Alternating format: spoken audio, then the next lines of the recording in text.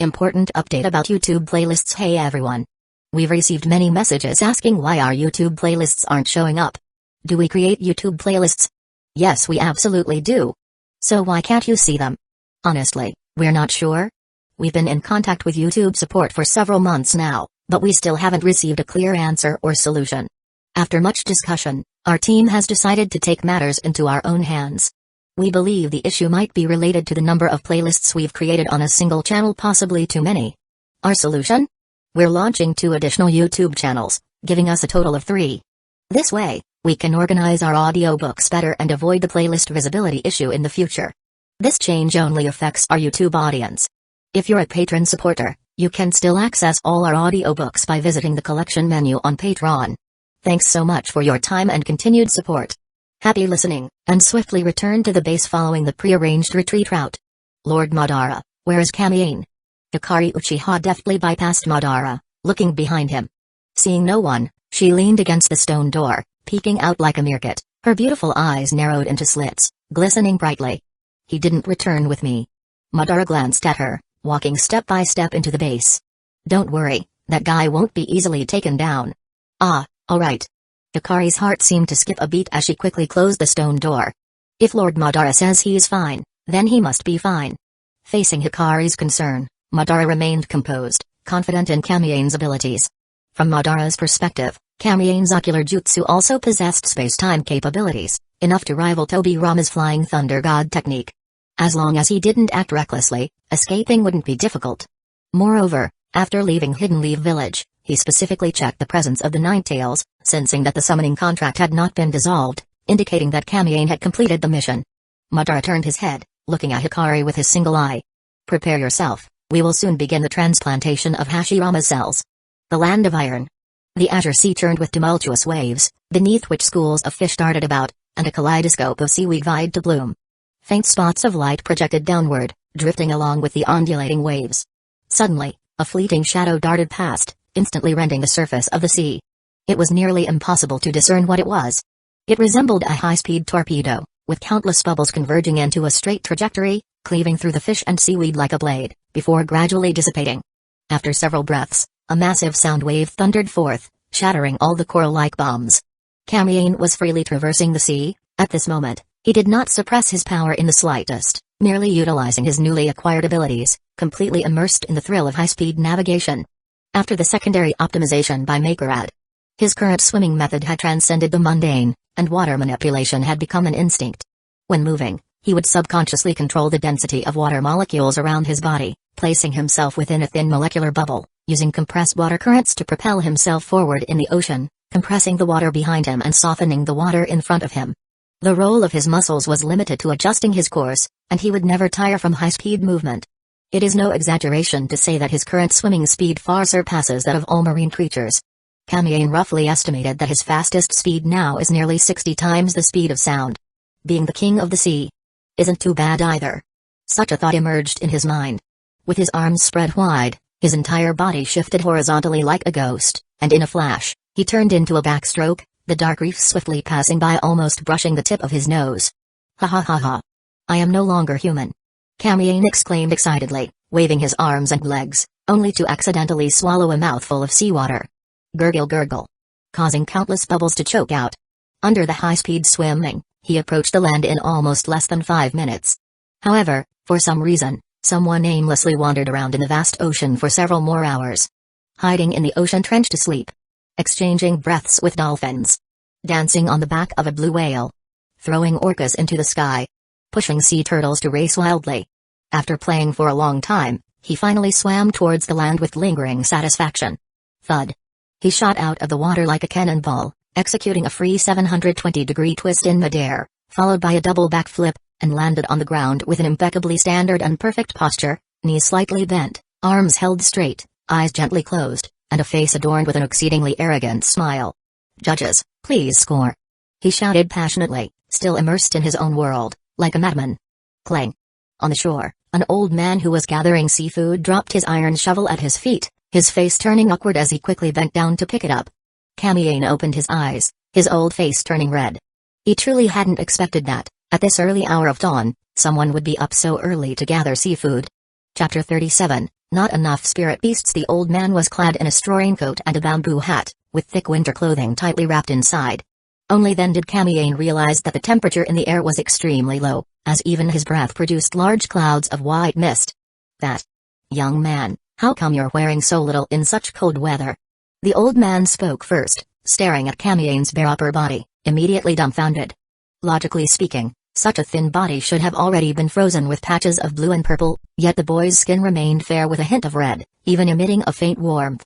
I accidentally ruined my clothes while fishing in the sea.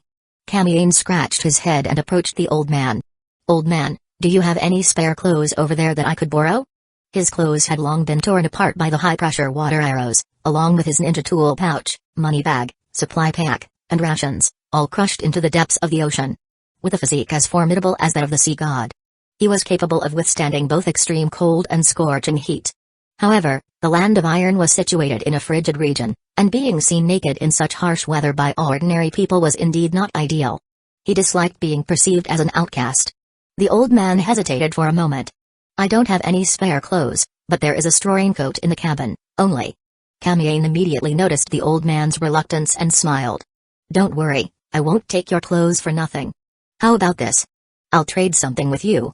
This. The old man raised his hand, pondering how to politely decline, but to his surprise, the young man before him had already turned around and, in a single leap, plunged into the sea right before his eyes. Plop. The waves churned, frothing with white foam, and swallowed all traces of his presence. This. The old man was utterly stunned, collapsing onto the ground in shock. Having lived for the better part of his life, he had never encountered anyone like this. Not to mention that you, at such a young age, could leap dozens of meters into the air with a single bound. And now, with the tide about to recede, he actually dared to venture into the sea.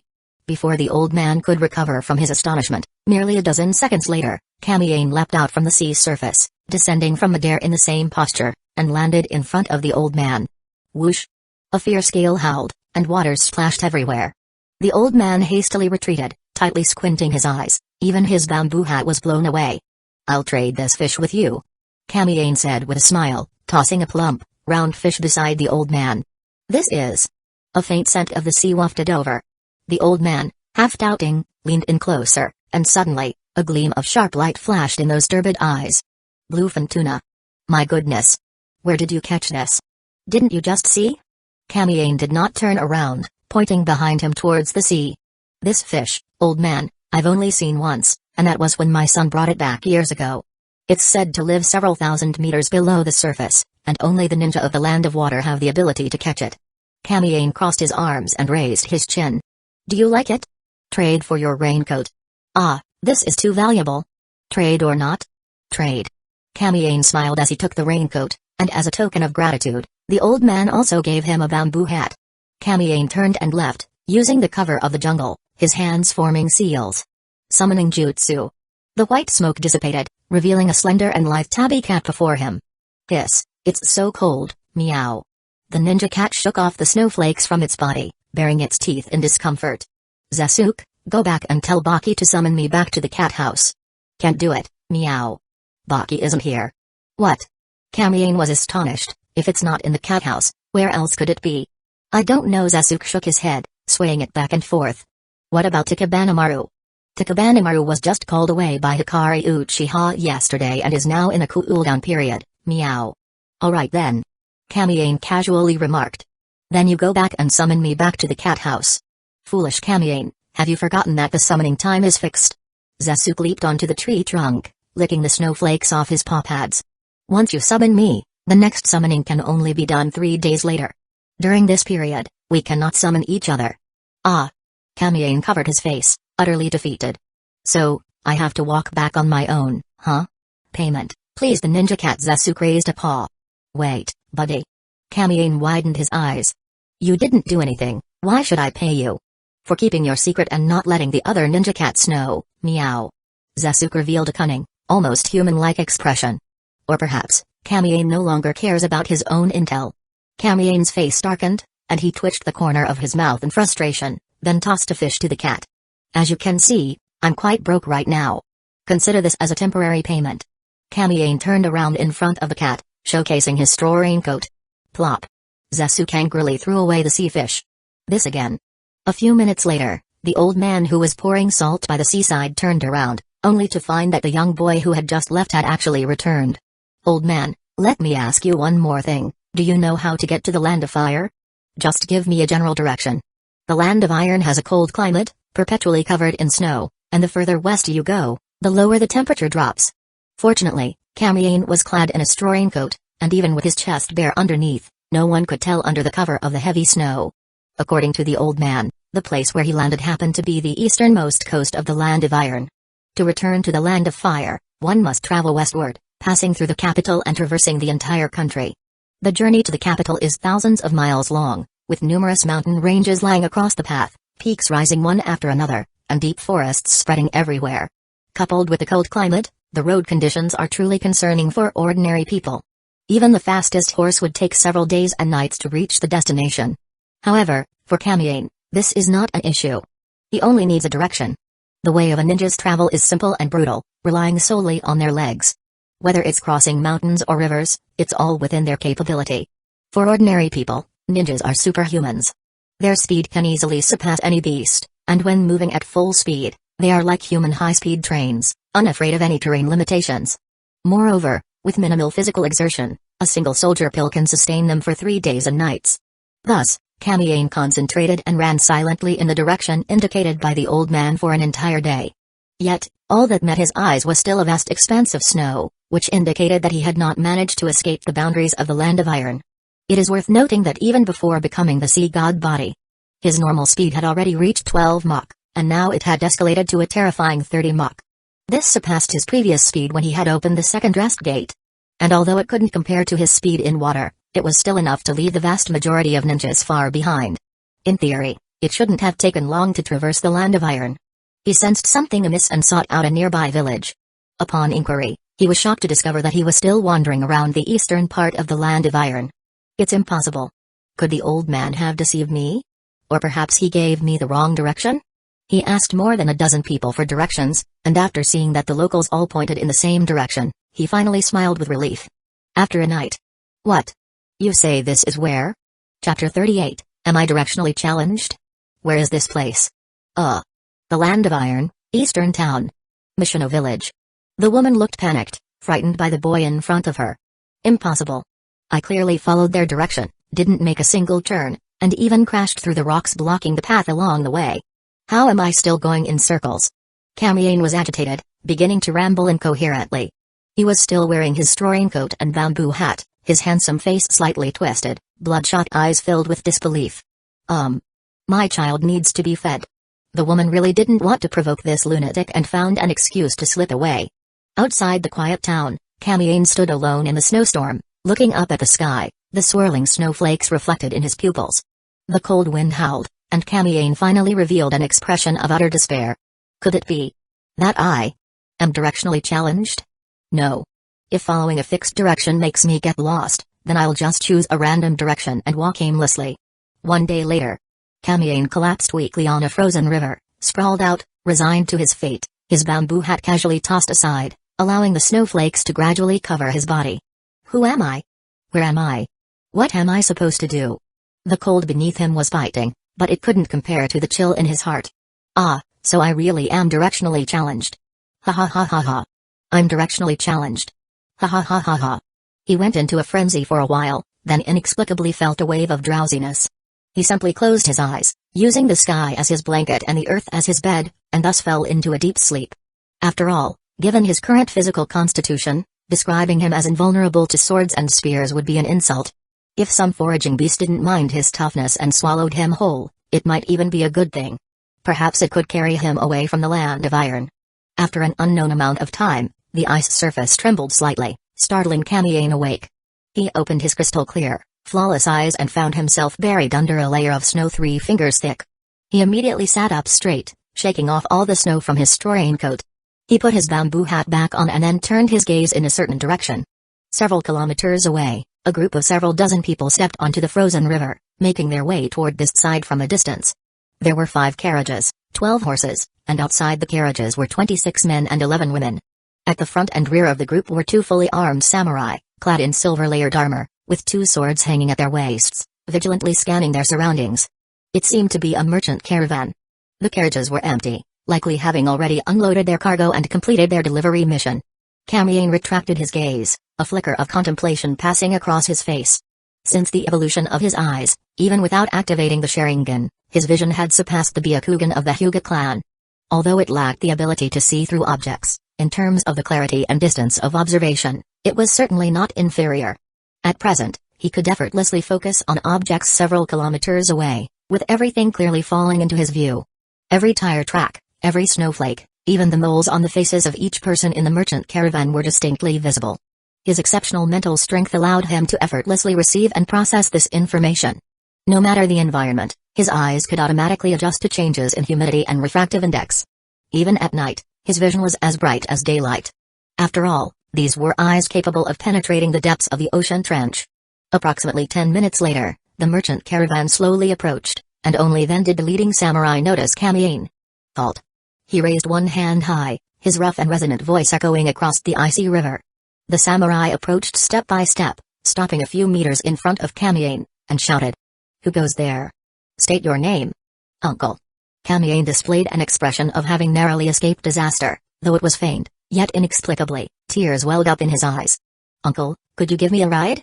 His objective was simple, since he was directionally challenged, rather than foolishly taking a longer route, it was better to follow the locals. The samurai narrowed his eyes, only then noticing that beneath the bamboo hat was the face of a delicate youth. The youth had lips as red as cherries and teeth as white as jade, his gaze clear and bright, handsome to the point of resembling a girl. The pleading tone, coupled with the pitiful look in his eyes, inevitably stirred a deep sense of compassion in others. However, the intuition of a samurai made him suppress his emotions. You still haven't answered my question. The samurai said, his hands resting on the hilt of his sword. Uncle, please don't kill me. Kamien hurriedly got up, brushing the snow and ice off his pants. I'm a fisherman. This morning, I followed my grandfather to deliver fish to the town. Who would have thought the snowstorm would be so heavy? This old geezer. My grandfather didn't even notice I fell off the cart. Uncle, I'm so scared. What is this place anyway? As he spoke, Kamien began to wipe away his tears. The pitiful look on his face didn't seem feigned at all. The wariness in the samurai's eyes lessened slightly, but his hand on the hilt of his sword didn't move away. What's your grandfather's name? Miyamoto Masashi. Kamien replied instantly, the name slipping out without a second thought. Where is your home? Mishino village. Your name? Miyamoto. Kamien. It seems you really are a lost child. Seeing how decisively he answered, the samurai nodded, finally believing Kamien's story. Unfortunately, Mishino village is to the east, and we are heading to Takeo Castle in the west, so we cannot take you there. Takeo, indeed, is the name of the capital city of the Land of Iron. Kamien excitedly ran over and grabbed the samurai's hand. Uncle, I am actually heading to Takeo. You see, we are going to the capital to seek refuge with relatives. Once we get there, I can find my family. Seeing the samurai frown, Kamien immediately sniffled and said with a tearful voice. The weather is getting colder, and we, the coastal farmers, have had no harvest. Our income is pitiful. Now that I am lost, my grandfather must be frantic with worry. Enough. The samurai shook off Kamien's hand, a cold glint flashing in his eyes. Stop pretending. Huh? Kamien was stunned, unsure where the mistake had been made. I almost fell for your act.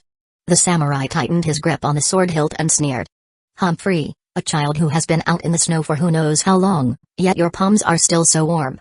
Even if you are not an assassin, you are certainly no ordinary person. Ah, a slip in 100 precautions. Kamien sighed, wiping away the last trace of tears, and slowly raised his head. What a waste of my acting skills. A trace of crimson flashed through the distinct black and white eyes, and the samurai was momentarily stunned. Those three pitch-black tomui resembled an unfathomable vortex, pulling all his emotions and thoughts into it. Believe everything I just said. Out of your great kindness, assist me in reaching Takeo Castle. Kamien spoke softly, his calm tone exuding a destiny-like authority that brooked no defiance. Samurai-sama, what has happened?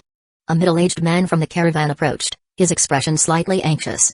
Why aren't we moving yet? The captain is urging us. The samurai turned back. Oh, it's nothing. I've encountered a child separated from his family. We'll take him along, is that all right? Ah, that's a small matter. Let's hurry on our way. As long as it doesn't delay our journey, anything is fine. The merchant quickly beckoned Kamien, and seeing he was a child, even arranged a carriage for him. Chapter 39, The Three Inheritors of Iron. On the silver-clad land, a weary caravan was advancing towards the capital of the Land of Iron. So, you are originally a merchant guild from Tokyo City. Inside the carriage, Kamiyane sat upright in the corner, striking up a conversation with a middle-aged man beside him. Huh? Have you really never heard of our Toshinsai? The middle-aged man looked surprised. Sorry, perhaps the place I come from is too remote. Kamiyane scratched his head and chuckled. Is it too late to learn now? Alright. The middle-aged man nodded. Since you'll be living in the capital from now on, knowing this won't do you any harm. A proud smile spread across his face. Toshinsai is the largest merchant guild in the Land of Iron, and the best swordsmith in the world. Next, the middle-aged man began to speak in detail. The Land of Iron is a rather unique country in the shinobi world. This nation has no hidden village, nor does it have shinobi. Instead, it has developed its own path, giving rise to the profession of samurai. It is precisely because of this that the Land of Iron became a neutral country. Long ago, shinobi agreed not to attack this nation, and in the original timeline, the Land of Iron even avoided several shinobi world wars. The so-called samurai are mostly swordsmen. Unlike shinobi, they concentrate their refined chakra into their blades, transforming it into sharp sword energy for slashing. Combined with their exquisite swordsmanship, their individual combat abilities are not inferior to shinobi. Kamiyane nodded frequently as he listened. The samurai of the Land of Iron have developed their own unique style, and their distinctive swordsmanship has earned high praise even from Madara. The quality of a samurai's sword, to some extent, determines their strength. Thus, the profession of swordsmith naturally emerged. The inheritance of swordsmanship has given rise to countless schools, and the art of sword forging is no exception. As the saying goes, a craftsman must first sharpen his tools. Throughout history, countless famous swords and master swordsmiths have emerged. While their influence in the shinobi world is negligible, they hold significant status in the Land of Iron. After thousands of years of refinement, only 3 swordsmith families remain, having gathered the essence of the era and the strengths of many schools. These are the Oikawa family's Hyaku-den, the Sugawara family's Goro-den, and the Niwa family's Ishin-den. Next, the middle-aged man began to speak in detail. The Land of Iron is a rather unique country in the shinobi world. This nation has no hidden village, nor does it have shinobi. Instead, it has developed its own path, giving rise to the profession of samurai. It is precisely because of this that the Land of Iron became a neutral country. Long ago, shinobi agreed not to attack this nation, and in the original timeline, the Land of Iron even avoided several shinobi world wars. The so-called samurai are mostly swordsmen. Unlike shinobi, they concentrate their refined chakra into their blades, transforming it into sharp sword energy for slashing. Combined with their exquisite swordsmanship, their individual combat abilities are not inferior to shinobi. Kamiyane nodded frequently as he listened. The samurai of the Land of Iron have developed their own unique style, and their distinctive swordsmanship has earned high praise even from Madara. The quality of a samurai's sword, to some extent, determines their strength. Thus, the profession of swordsmith naturally emerged. The inheritance of swordsmanship has given rise to countless schools, and the art of sword forging is no exception. As the saying goes, a craftsman must first sharpen his tools. Throughout history, countless famous swords and master swordsmiths have emerged. While their influence in the shinobi world is negligible, they hold significant status in the Land of Iron. After thousands of years of refinement, only 3 swordsmith families remain, having gathered the essence of the era and the strengths of many schools. These are the Oikawa family's Hyaku-den, the Sugawara family's Goro-den, and the Niwa family's Ishin-den. Now, this caravan was just completing a delivery mission and was hurrying back to the capital. Kamiyane suddenly thought of something and casually asked, Uncle, since Toshinsai is so famous, why does the entire caravan only hire 2 samurai? For a caravan of this scale, hiring 10 samurai wouldn't be excessive. Well, it's because. The middle-aged man suddenly paused, hesitating. It's just this matter. He sighed deeply. If it weren't for our Toshinsai could have remained glorious for another 100 years. Why would we need to rely on the powerful? Kamiyane's eyes flickered. Could there be some kind of? The middle-aged man's mood visibly darkened, and he lost interest in the conversation. He waved his hand and spoke with a bitter expression. Enough, I'm feeling troubled and need to step out for a walk.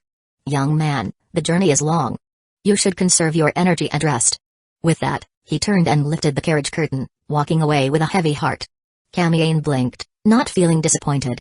His curiosity hadn't reached that level yet, and besides, the man had already chatted with him quite a bit during the journey. Things like Toshinsai and the three inheritors of iron were just casual conversation to pass the time for him. Kamiane simply crossed his legs, closed his eyes, and began his cultivation. Soon, his chakra began to circulate. Every cell in his body seemed to thaw like a spring river, and an intoxicating power flowed within him. Gentle yet vast chakra emerged from his cells, gathering and flowing through his meridians. His chakra was like a clear spring, flowing through the energy points of his chest and back. At the center of his chest, it split into two streams. One descended to the lower abdomen, converging into his core energy reservoir, while the other ascended, disappearing into the point between his eyebrows. Following a specific route, it began to circulate through the next cycle, repeating endlessly. Refining chakra was a daily practice for him, one he had never interrupted for 12 years. The goal was to expand his energy pathways, increase his chakra reserves, and step by step move toward the lofty goal of chakra tonnage. Strangely enough, since he adapted to the deep sea and further optimized his sea god's body, his physical abilities had increased exponentially. This wasn't just reflected in his strength, speed, and defense. His chakra reserves had also skyrocketed. Outwardly, he looked no different, his skin just more translucent and delicate. But inside, he harbored a primordial beast. If his chakra once resembled a trickling stream, constant and unending, now it was like a raging river, vast and unstoppable. With just a moment of thought, Kamiane understood the reason. Chakra is formed by the perfect one fusion of mental energy and physical energy, the union of yin and yang, giving rise to all phenomena in nature. As a descendant of Indra and possessor of the Mangekyo Sharingan of the Uchiha clan, his yin style was already overwhelmingly powerful. Moreover, he had practiced the soul transformation technique, which caused a qualitative change in his soul, greatly enhancing his mental energy. In comparison, his less exceptional physical energy became the limiting factor for his chakra capacity. This is like a barrel filled with water. The shortest plank directly determines how much water it can hold. Now, with his physical body fully enhanced, his physical energy soared accordingly. The vast mental energy finally had a compatible counterpart to merge with. The final plank was in place, and naturally, his chakra capacity rose to new heights. It's worth noting that when Kamiane focused on refining his chakra, his body and spirit became one, and his presence completely vanished. Unless one was a sensory-type ninja, it was impossible to detect his aura. For Kamiane, who was fully immersed in his cultivation, time flew by. Before he knew it, night had fallen. The snow had stopped, but the midnight wind was even more biting, cutting into the skin like a knife. The middle-aged man couldn't endure it and returned to the carriage early. The long caravan now had only 2 samurai remaining outside. Seeing Kamiane sitting in the corner with his eyes closed and breathing evenly, the man assumed he was asleep and didn't disturb him. Chapter 40, Sugawara Shoko. In the depths of the night, stars lit up the gray-blue sky, and amidst the icy wilderness, a faint white glow shimmered. The caravan stretched like a long dragon, winding its way from the other side of the mountain, leaving twisting trails in the snow. In the silent world, the sound of wheels crushing snow echoed crisply and continuously. Kamiane, who had been cultivating in the carriage, suddenly opened his eyes. 3 kilometers ahead, at a bend in the cliff, more than 30 people lay in ambush, silent and unnoticed. They were all armed with blades, some hiding behind stone walls, others concealed in the snow. Their presence was calm yet menacing, and each one's chakra strength was not weak. None of this escaped Kamiane's radar-like perception. When it came to sensing, he could be called the foremost in the entire shinobi world. With soul detection, high-frequency chakra waves, and supervision that automatically adjusted focus, everything within a 10-kilometer radius was crystal clear to him. He could even tell the gender of a mosquito. What kind of act is this? Kamiane scratched his chin. Should I quietly take care of these guys? He was torn. On one hand, he didn't want these bothersome individuals to delay his journey. But on the other hand, this might be a good opportunity to observe a samurai duel. Madara had once explained that the principle of Iron Country's sword techniques was to apply chakra in the form of shape transformation to the blade, releasing a materialized slash. It was fast, wide-ranging, and devastating. Those with high cultivation could even split the earth with a single strike. Kamiane was deeply fascinated by this and had always yearned for it. After all, who doesn't have a swordsman's dream? Sword energy materialized, unstoppable. With a single stroke, it could shatter all techniques. Unfortunately, he had never had the chance to witness it firsthand. Although he and his companions had traveled across almost the entire shinobi world, they had somehow missed Iron Country. As fellow possessors of chakra, the samurai discarded the nature transformation of chakra and instead specialized in shape transformation. Therefore, for those with a natural talent for precise chakra control, practicing swordsmanship might be a better choice. Ordinary shinobi required specific chakra conductive metals to perform attacks similar to swordsmanship, such as Saratobi Asuma's knuckle knives or the chakra blades used against puppeteers. They were more adept at applying shape transformation on top of nature transformation. For example, transforming fire-style chakra into fireballs or fire dragons, or lightning-style chakra into thunder spears or thunder pillars. These are the principles of ninjutsu. Ninjutsu based purely on shape transformation is extremely rare, let alone incorporating nature transformation into shape transformation. In the original timeline, almost only Naruto could achieve this. His diverse yet immensely powerful Rasengan variations were the best proof. However, Kamien's Dew on Autumn Leaves was also a shape transformation attack of chakra. When released, it surged like flowing water, endlessly regenerating and granting immense cutting power. Although he could freely manipulate its form, he had never been able to project the slash outward. Thus, the samurai's methods had always left him itching to try them. "Forget it, I've waited so many days, a little longer won't hurt," Kamien said, opening his palm and gazing at the small blade of light emerging from it. A flicker of excitement passed through his eyes. "Maybe it'll take me to the next level." With this thought, Kamien resisted the urge to act. Soon, as the caravan passed the foot of the mountain, bandits emerged from all directions, their shouts shaking the heavens. The leading samurai was startled and immediately drew his sword to engage. Clang! Clang! The crisp sound of clashing blades rang out continuously. "Oh no, bandits!" The middle-aged man woke up in a panic, peeking through the carriage curtain, utterly flustered. "Why panic? There are still samurai," Kamien said calmly, pulling open the curtain to look outside. He saw the samurai wielding dual swords, pale blue chakra wrapping around the blades, gleaming under the snow's reflection. From time to time, sharp sword energy would slash out, cutting distant bandits in two. Interesting. Kamien smiled faintly. Through his perception, he noticed that the samurai at the rear of the caravan had also encountered bandits. These guys were clearly prepared, striking when the middle of the caravan entered the mountain's base, leaving the two samurai surrounded. The samurai at the rear was clearly less skilled than the one at the front, likely on his first mission. His sword techniques were slightly messy, and his chakra couldn't stably envelop the blade. After just a few exchanges, he was already bleeding and on the verge of collapse. To Kamien's surprise, when a few bandits swung their blades at the civilians in the middle of the caravan, a graceful figure leaped out from a carriage and swiftly dealt with them. "Huh?" Kamien said in astonishment. "There's another expert." The middle-aged man cautiously poked his head out, quickly glancing behind him, and whispered. "It's Lady Shoko. She's made her move." "Shoko? Who is she?" "A samurai." Ignoring Kamien's eager and inquisitive gaze, the man patted his chest, muttering in a panicked tone. "What should we do now?" "TCH."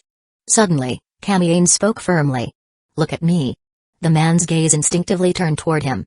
A flash of red light later, he instantly calmed down and obediently said.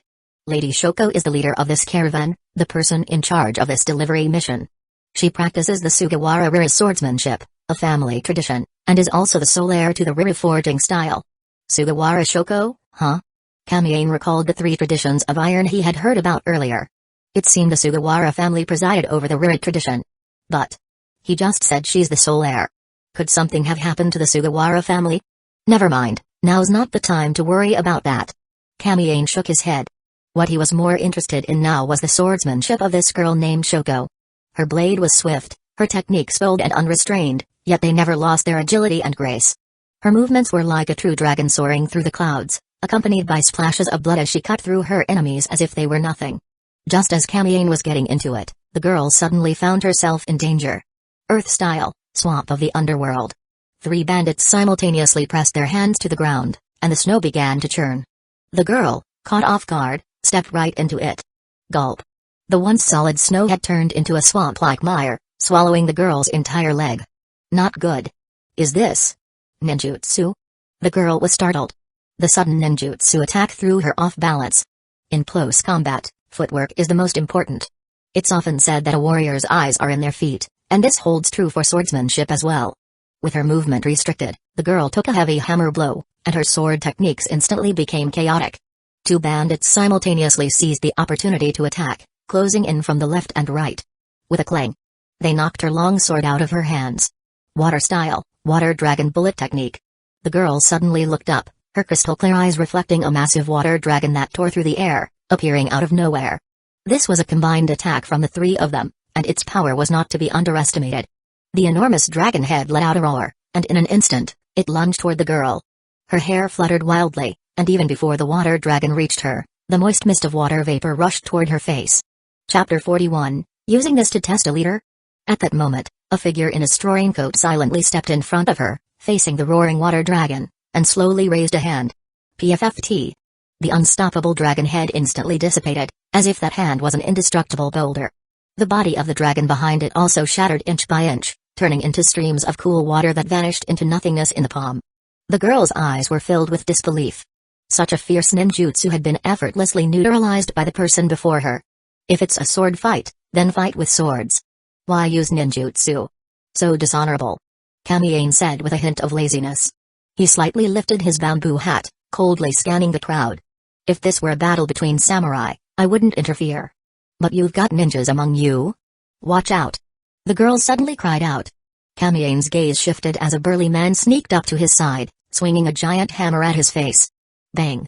The bamboo hat shattered instantly, splinters flying everywhere, but Kamiyane remained unmoved. Amidst his wildly dancing black hair, his calm and unperturbed gaze was revealed, along with his completely unharmed face. The girl couldn't help but stare in awe.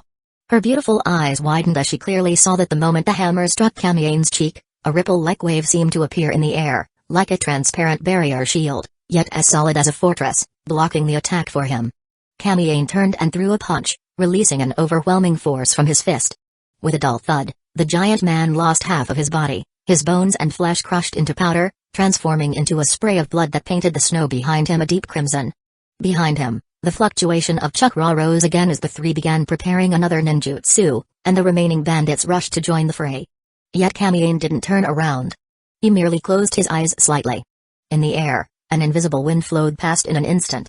Less than a second later, he opened his eyes. The girl noticed his body seemed to sway slightly, as if he had momentarily lost support, but he steadied himself the moment he opened his eyes, as if nothing had happened. Having trained with a sword for years, she was sensitive to the subtle movements of people's bodies, so she caught Kamiyane's anomaly. Thud. The girl's ears perked up, and she quickly looked behind Kamiyane. An astonishing scene unfolded. More than 10 people behind him, even all the bandits at the front and rear of the caravan, fell to the ground one after another with a series of thuds. Like overcooked noodles. Their expressions were eerily identical. Pupils unfocused, gazes lost, some with drool hanging from their mouths, their faces frozen in a dazed stupor, like a group portrait painted by an artist. As if their souls had been stripped away. Instant kill. He just instantly killed all these people. The girl was utterly shocked, her cherry-like lips slightly parted, unable to close for a long time. What kind of technique is this? It's terrifying. Kamiyane smiled as he stretched his neck. The soul transformation technique truly lived up to its reputation as a forbidden jutsu. Impossible to defend against, impossible to evade, killing without a trace. It was remarkably effective for clearing out enemies. Just now, in that brief moment, his spirit left his body and darted between the brows of over 20 people, not only erasing their souls but also successfully extracting a piece of information. Kamiyane was surprised.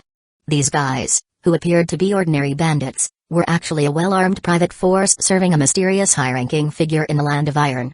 Among them were ronin, assassins, and even a jonin from Hidden Mist Village. Hidden Mist Village? Humphrey, they've reached their hands into the Land of Iron. This ambush was no accident, it was premeditated. Interesting. Someone wants to eliminate this caravan, or rather, a specific person in it, and doesn't want them to return alive to Takeo City. The crisis was resolved, but Kamiyane had also revealed his strength. As someone who had taken down all the enemies in an instant, he naturally enjoyed a completely different treatment than before. At this moment, he sat upright in the most luxurious carriage, with delicacies and fine wine laid out on the table. Members of the caravan came forward one after another to express their gratitude, including the 2 chief samurai. After all, if it weren't for Kamiyane, they would likely have been beaten to death. Kamiyane-sama. Sugawara Shoko sat beside Kamiyane, her slender legs neatly together, her gaze sincere. Thank you for your righteous intervention. If not for your assistance, we might have fallen victim to those bandits. Why is she speaking so formally? Kamiyane thought to himself, nodding slightly without changing his expression. On behalf of the entire caravan, I offer my deepest gratitude for your aid. He half closed his eyes, not speaking, playing the part of a master. Such a great kindness, I, a mere girl, have no way to repay it, except. Go on, why did you stop? Kamiyane secretly opened one eye to glance at her. The girl was about 17 or 18 years old. Though she was the leader of the caravan, her attire was quite simple. Rough hemp clothing, medium-length light brown hair, and a finely crafted katana with an exquisite sheath and tsuba hanging at her waist. She was at the age of youthful development, with vermilion lips and pearly teeth, her beauty a feast for the eyes.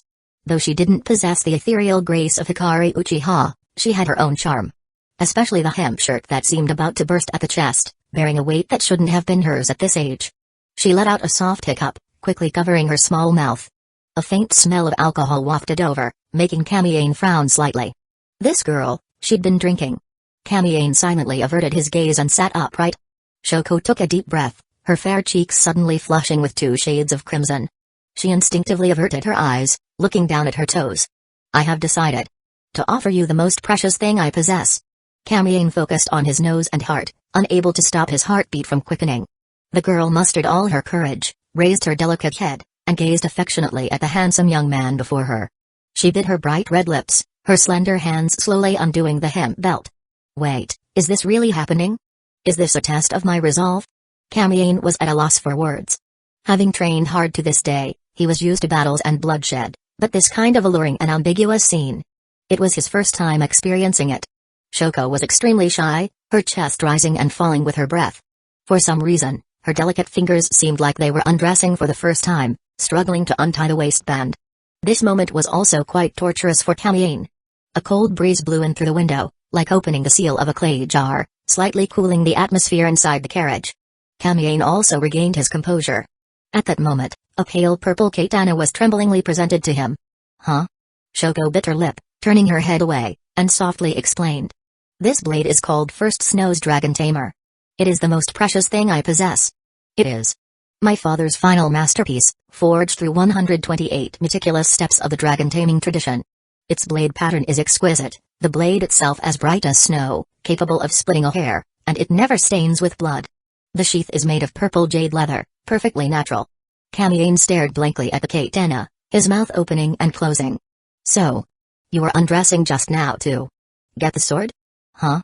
Does Kamiyane-sama like my waistband? Shoko looked up in confusion. Oh, it's nothing. Kamiyane smiled gently, pushing First Snow away with a light hand. A gentleman does not take what others cherish. Besides, I merely acted on a whim. There's no need for such grand repayment. His expression was calm, but inside, he was screaming. Using this to test a leader? Chapter 42, I have a plan. Inside the carriage, Shoko ultimately abandoned her intention to gift Kamiyane a sword after his polite refusal. Miss Shoko, I have a question. Kamiyane said. Please speak freely, Miyamoto-san. Shoko replied eagerly. Kamiyane paused thoughtfully. Is something wrong with your bladesmith pavilion? Shoko's bright expression instantly darkened. Her gaze drifted to the warming stove nearby, where a pot of heated rice wine sat. Understanding her unspoken request, Kamiyane smiled and handed her the flask. Shoko blinked, meeting his gentle eyes before grabbing the flask and taking a long swig. She exhaled deeply. Our association is about to change hands, she murmured. As she explained in detail, Kamiyane gradually pieced together the story. Why could such a massive merchant association only hire 2 samurai as guards? Why had the middle-aged man sighed incessantly? Why had Shoko turned to alcohol to drown her sorrows? The legendary bladesmith pavilion of the Land of Iron was collapsing. 3 months prior, the Oyakawa family, one of the 3 iron legacies, had been reprimanded by the daimyo for subpar sword forging. The family head, Oyakawa Genzo, fled in fear, emptying the clan's coffers overnight and defecting to the Land of Water. The Oyakawa clan dissolved overnight. Enraged, the daimyo ordered the remaining 2 families, the Danwa and Sugawara, to hunt down Oyakawa Genzo, with support from shogunate forces. But during the pursuit, they were ambushed by powerful enemies. The shogunate suffered heavy losses, Sugawara's clan head died from grave injuries, and Danwa Mayo, the sole survivor of the One Heart legacy, was left critically wounded. On his deathbed, Sugawara entrusted his daughter Shoko with the Lone Dragon Forge manual and her care to Danwa Mayo. With the Sugawara clan already weakened and fractured by internal scheming, its members scattered. Some hiding, others defecting. Until nobles devoured what remained. Only the Danwa family, steadfast in their true teachings, retained their legacy. Though Danwa Mayo had no heirs, his 3 disciples carried on his craft. Yet their numbers were few, and the bladesmith pavilion teetered on collapse. In mere months, Two of the three legacies had crumbled. The association's downfall dragged countless nobles into the chaos, with implicated families demoted or punished. Danwa's second disciple, Rinazuke, proposed marrying Shoko to a noble to secure patronage and stabilize the association. But Danwa erupted in fury. My friend entrusted his daughter to me so she wouldn't suffer alone. Selling her to nobles for profit would make me a traitor. What would the world think of me? Master, the association is falling. Only noble backing can save us. Rinazuke pleaded. Once we survive this crisis, who would dare criticize? Silence, fool. This is betrayal. Never speak of it again. After Rinazuke left, Danwa brooded. Though his anger faded, the idea of noble alliance lingered. Finally, he made a shocking announcement. Danwa, head of the One Heart Legacy and leader of the Bladesmith Pavilion, seeks a son-in-law. Any warrior who prevails in our tournament, regardless of age or birth, shall marry my daughter and inherit our legacy. The Land of Iron erupted. Commoners saw a chance for meteoric rise, while nobles scoffed, certain their trained samurai would dominate. Shoko immediately smelled conspiracy. With the tournament imminent, she'd been sent away on sudden business. Danwa wanted her silenced while they sacrificed Yukino. But Yukino wasn't just her friend, they'd grown up as sisters. Shoko realized she was meant to be the sacrificial lamb, but Danwa's integrity had shifted the burden to Yukino. Her urgency to return stemmed from wanting to take Yukino's place. Originally, I was supposed to be the sacrifice.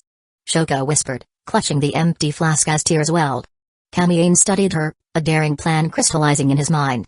Post-Hashirama Madara War, the shinobi world would soon shift. Hashirama's impending death and Madara's absorption into the Moon Eye plan would leave a power vacuum. War was inevitable, economies would crumble. Except in the weapon-rich, neutral Land of Iron. The Bladesmith Pavilion's crisis was an opportunity. By aiding them, investing in arms trade across borders, Kamiane could amass wealth. Control of Iron's finances might even let him conquer the nation itself. Territory, manpower, and capital to build his own empire. The idea took root, spreading like wildfire. The conditions are perfect? This can work. He met Shoko's gaze, eyes blazing. Miss Shoko, I have a plan to resurrect your association. What? She stared, disarmed by his sincerity and the confident smile that recalled his earlier prowess. If it's him. What's your strategy?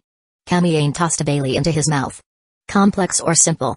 First, what's your greatest crisis now? Losing sovereignty to nobles. Yukino. Losing her freedom and happiness. Must you rely on nobles? He countered. What if you don't? Without that? Shoko hesitated. 3 families once jointly managed us, keeping nobles at bay. Now fractured, resources gone. Only Danwa remains. He can't hold. And if he falls? Ambitious schemers. Would carve us apart. Exactly. Kamiane tapped the table. This crisis stems from Iron's greedy nobles. Their avarice created your predicament. Chapter 43, Entering the Guild. Inside the carriage, Kamiane spoke seriously. In their eyes, your Bladesmith Pavilion is now a piece of fat meat, and anyone who gets a hold of it wants to take a slice. Your uncle Tsubame is holding this martial arts competition to turn the spearhead, letting the nobles kill each other first. The losers will retreat in disgrace, while the winner will seize the fruit. This way, the guild's losses will be minimized. Although it still won't change the final outcome, it's just a matter of changing the name of the Bladesmith Pavilion. With the backing of the nobles, you won't go bankrupt. Shoko suddenly became agitated, standing up abruptly. But what about Yukino? Does no one care about her? Are we women supposed to sacrifice our happiness just to save the guild? Calm down, let me finish. Kamiane waved his hand calmly. Why do you think your guild was smooth sailing before, with no nobles daring to mess with you? A flash of resentment crossed Shoko's face. Of course, it's because my father and Uncle Igarashi were there. They were not only the most famous swordsmiths in the Land of Iron but also first-class samurai. The 3 families stood united, so of course, no one dared to cause trouble. Finally getting to the point. Kamiane smiled slightly. The nobles are skilled in schemes, and there's too much interest involved here. I'm not good at political intrigue, but I'm willing to speak up for you. He changed his tone. Of course, if someone doesn't listen, I'm also somewhat skilled in martial arts. His gaze was cold and commanding. Having been by Madara's side for years, he had picked up a bit of that domineering aura, which made Shoko's heart tremble. Kamiane studied the girl's eyes, thinking to himself, I might have been a bit too subtle. Does she not understand? It means, if anyone dares to mess with you, I'll take them down. You are willing to help us? Shoko, of course, caught the underlying meaning in Kamiane's words. A warm feeling surged in her heart, But it cooled in the next second as she hesitated and asked. What do you want? What are you after? What am I after? Money, of course. What else? Your beauty?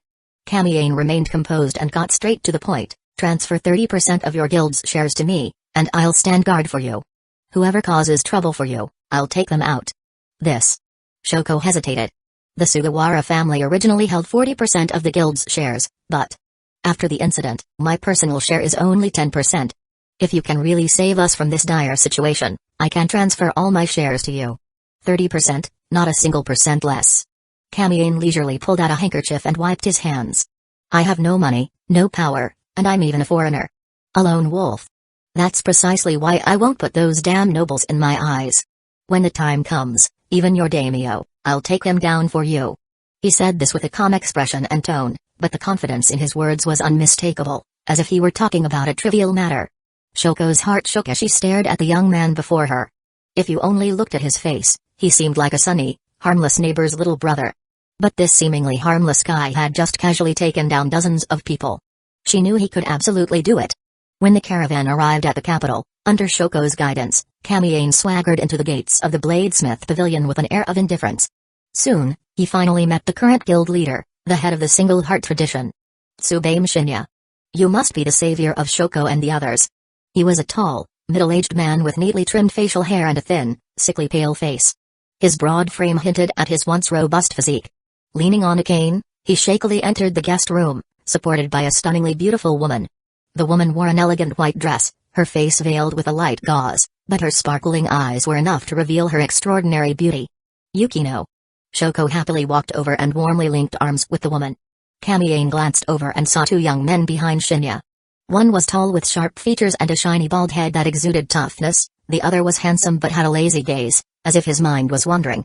These are Uncle Tsubame's two disciples, the senior disciple Rinnosuke and the junior disciple Tetsuya. Shoko introduced. When Kamiyane saw Tetsuya, a faint glimmer flashed in his eyes, and a certain power within him stirred. Strange, this guy's body.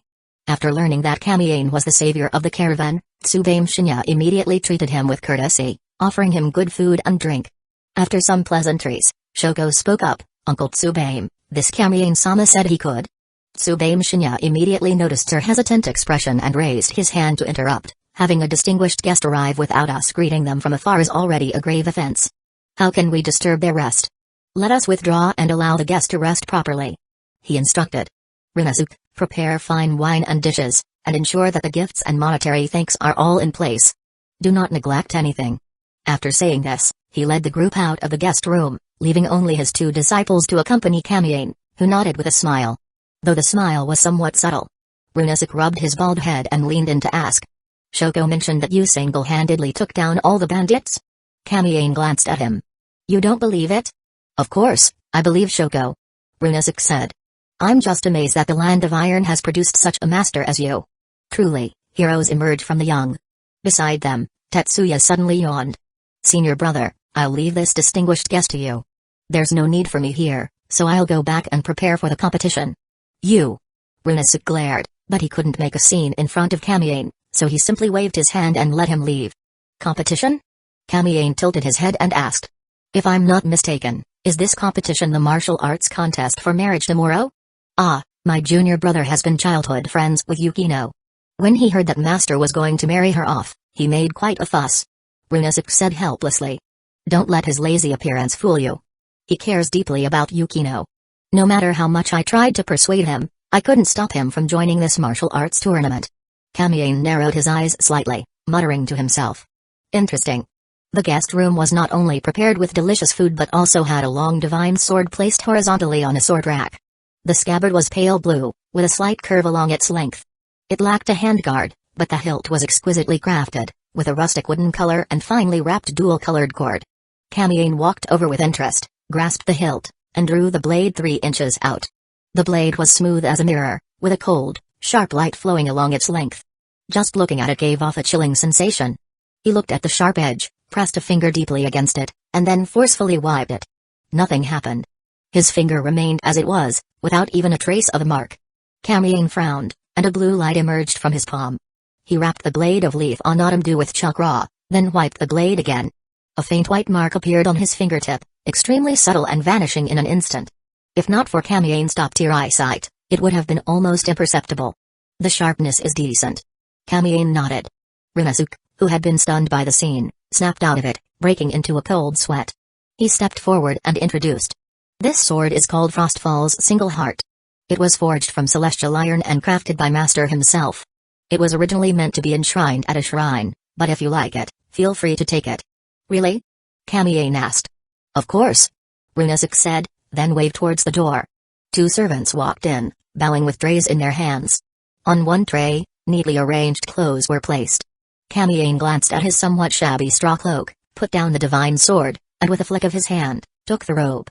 It was a black brocade robe, styled in the manner of a samurai. The lapels were embroidered with violet patterns, and a light purple shamnawa was tied around the waist.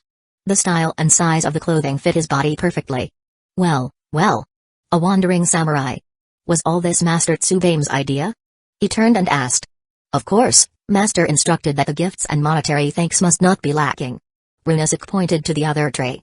Here is 30 million ryo in cash, simply as a token of Master's gratitude. Tsubame Shinya, who had led the Bladesmith Pavilion for decades, was indeed remarkable. Even while bedridden, he managed to maintain the guild's operations smoothly, handling both major and minor matters with precision. Kamiane asked curiously. You seem to have plenty of money. Why did you only hire 2 samurai for such an important task as escorting the caravan? Ryunosuke sighed. Since the guild's troubles began, the shogunate has limited the number of samurai we can hire and forbade us from training our own. That's how we ended up in this situation. I see. Kamiane's face showed understanding, and he waved his hand without hesitation. Then please convey my thanks to your master for his generosity. Ryunosuke bowed. Very well, I'll take my leave now. Wait. Kamiane suddenly called him back, the corner of his mouth curling slightly. Take a message to your master for me. Chapter 44, A Tale of Two Paths. Meanwhile, at the underground base beneath the Kanabi Bridge, Hikari Uchiha quietly stepped through the stone gate, as fine grains of sand rustled down. The stone slabs on either side slid inward, sealing the entrance tightly. As soon as she entered, she heard the heavy breathing coming from the inner chamber. Madara Uchiha lay pale and weak on the stone chair, his chest drenched in blood. A piece of flesh, clearly not his own, was neatly stitched into the center of the wound. The scene was gruesome. The flesh resembled a crimson heart, pulsating with each of his breaths. Hearing the movement, he slowly lifted his gaze, like a bear awakening from hibernation. His heterochromatic eyes, one red, one white, turned eerily toward the entrance. How are things outside? Hikari ignored his question, walking in silently. She picked up a towel from the washstand, skillfully soaked and wrung it out. The clear water trickled down her fair, jade-like hands as she approached Madara and began wiping the blood around his wound. Madara let out a low groan. Even though Hikari's touch was gentle, merely brushing the edges of the wound caused him to convulse in pain. The flesh seemed like some kind of corrosive acid, eating away at his body through his veins. The damp towel quickly turned crimson with blood. This searing, bone-deep pain tormented his nerves without respite. Hikari frowned slightly. It's been 2 days. Why isn't it healing? Didn't you say Hashirama's chakra contains life force? Madara panted heavily, forcing a bitter smile. This is the only path to peace. If it were smooth sailing, I doubt its authenticity. Hikari furrowed her brows, washed the blood-stained towel, wrung it out, and hung it back up. Then she spoke softly. Before we began the transplant, Hashirama woke up. Oh? Madara sat up slightly, signaling her to continue. According to the information I obtained through interrogation, as soon as Hashirama woke up, he left the village. In less than 3 days, he captured all the tailed beasts across the shinobi world, except for the One Tail and the Nine Tails. At the same time, the Leaf Village sent word to the other 4 great shinobi villages, calling for a gathering of the leaders of the 5 great nations to hold some kind of... Hikari struggled to recall the term. 5 Kage Summit? Madara let out a long breath and snorted. That guy must be planning to distribute the tailed beasts evenly among those ants, maintaining that ridiculous balance. Evenly? Hikari tilted her head, not quite understanding. With that kind of power, why not just unify the shinobi world? Wouldn't that bring more peace? She had already witnessed the power of the Nine Tails. For someone who could subdue 7-tailed beasts in such a short time, she couldn't understand why he would lower himself to the weak. That's exactly why I can't get along with him. Madara said with frustration. The true balance was never about the tailed beasts. It was always between him and me. But that blockhead just can't grasp it. He's making a mistake. Once peace collapses, The tailed beasts will undoubtedly become a disaster for ordinary people. At this point, Madara noticed Hikari's hesitant expression and softened his tone. Any news about Kamiane? Ah. Hikari's eyes flickered, and she quickly replied. According to the information we received, he was held up by Tobirama. A massive crimson barrier rose at the battlefield, and when it dissipated, Kamiane was gone, as if he had vanished into thin air. Madara pondered for a moment. Probably teleported away by Tobirama's flying thunder god technique. Humphrey, that guy, resorting to such tricks against a child. Child? Hikari raised her head slightly, giving Madara a strange look, thinking to herself, isn't your perception of this disciple a bit one-sided? Well, no need to worry about it then. We'll have to manage without Kamiane for now. Madara said matter-of-factly, smiling. He can't tell east from west. Finding his way back will be quite the ordeal. Let's give him some time. I know. Hikari nodded, then pouted and clenched her small fist. Making us worry like this. When he gets back, I'll make sure he pays for it. Haha, I'm not worried in the slightest. Madara suddenly laughed. Hikari couldn't face Madara's teasing gaze and deliberately avoided looking at him. Fortunately, Madara then instructed. Alright, if there's nothing else, go and rest. You've worked hard these past few days. This should have been Kamiane's job. But... Madara-sama, you... Hikari glanced worriedly at his blood-soaked chest. It's fine. Alright. She finally took her leave and exited the stone chamber. The moment she stepped out, Madara's calm expression twisted into one of agony. Veins bulged, and his features contorted in pain. The flesh on his chest continued to pulsate, blood oozing out with each throb. The pain was overwhelming, threatening to consume him entirely. It was as if the flesh was the true master of the body, seeking to eliminate Madara, the intruder. His hand dug deeply into the stone, his knuckles turning white. The stone chair, carved from solid rock, was easily crushed by his grip. In his mind, a life-threatening thought violently invaded his consciousness, repeatedly urging him to tear out the flesh from his chest. The flesh that didn't belong to him. Yet, it was suppressed by his almost inhuman willpower. Is this the price of the almighty push? Bring it on. I, Madara Uchiha, can bear it. Hidden Leaf Village, Uchiha Clan Compound. After a day of training, Kagami Uchiha returned to his room. Seeing the empty bedroom and the neatly arranged tatami, his eyes trembled, and he slumped against the wall in despair. Brother. Unconsciously, the familiar yet unfamiliar face flashed in his mind. The events of the past few days replayed like a slideshow, finally freezing on those exquisite, beautiful, yet sinister and eerie eyes. Those eyes. They were so powerful. Just the thought of those eyes sent a bone-chilling coldness from his fingertips to the top of his head. He hugged himself tightly, unable to suppress a shiver. Brother's chakra has completely changed. It's cold, fierce, and filled with killing intent. Yet, he didn't kill me. He lowered his head, his fingers digging into his messy hair. In the squad, I was the one who got hurt the least. If he hates me so much, why didn't he kill me? He buried his face in his knees, his cheeks wet. I was prepared to die. Brother, Tobirama-sama said your fate is unknown, but I still hope you're alive. After a while, there was a knock at the door. Kagami, are you home? Kagami's spirits lifted. He immediately stood up, wiped his face, and adjusted his expression in the mirror before heading to open the door. Hikaku Teiku? Hikaku Uchiha leaned against the doorway with his arms crossed. There's something I need to ask of you. What is it? Kagami stepped out of the room, relieved that he hadn't removed his gear and was ready to leave at any moment. This young man, dressed in combat attire, was widely recognized as the strongest in the clan since Madara and Kamiane left the village. He had considerable influence. Kagami looked at this potential clan leader, wondering what matter could require him to seek out someone like himself. Hikaku explained. There's a group of kids in the clan, around your age, who are ready to sign summoning contracts. They need at least 2 jonin and several chunin to escort them to the cat house. Originally, I was supposed to handle this, but with the 5 Kage summit approaching, Tobirama-sama personally ordered me to lead the team maintaining order at the venue. I'm stretched thin and can't get away. He showed a hint of hesitation. I thought about it, and among the trusted jonin in the clan, you're the only one. Even though you're young, your strength and reputation are well matched. I was wondering if you... I'll go. Kagami immediately nodded. There's no need to feel awkward about it. Really? That's great, Kagami. You're such a good person. Hikaku was delighted. He patted Kagami's shoulder, his gaze suddenly turning complicated. Your brother's matter. I heard about it. He was once a comrade I fought alongside. Honestly, it's hard for me too. It's fine. Kagami feigned composure. Everyone has to pay the price for their actions. Oh, one more thing.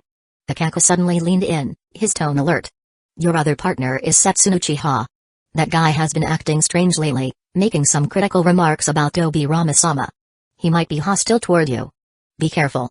Kagami arrived at the main gate of the clan compound as agreed. What greeted him was a group of about 20 boys and girls, chattering noisily. Around them stood roughly 20 chunin. At the front of the group was a young man wearing a half-face mask, his expression dark and sinister. He crossed his arms, his gaze like a cold, venomous snake, unabashedly scanning Kagami with an aggressive intensity. Hello there, Uchiha. Kagami. Chapter 45, Confrontation in Court. Knock, knock, knock. At midnight, someone knocked on Kamiane's door. Kamiane calmly got out of bed and opened the door, revealing a pair of bright, beautiful eyes. It's you? Kamiane raised an eyebrow.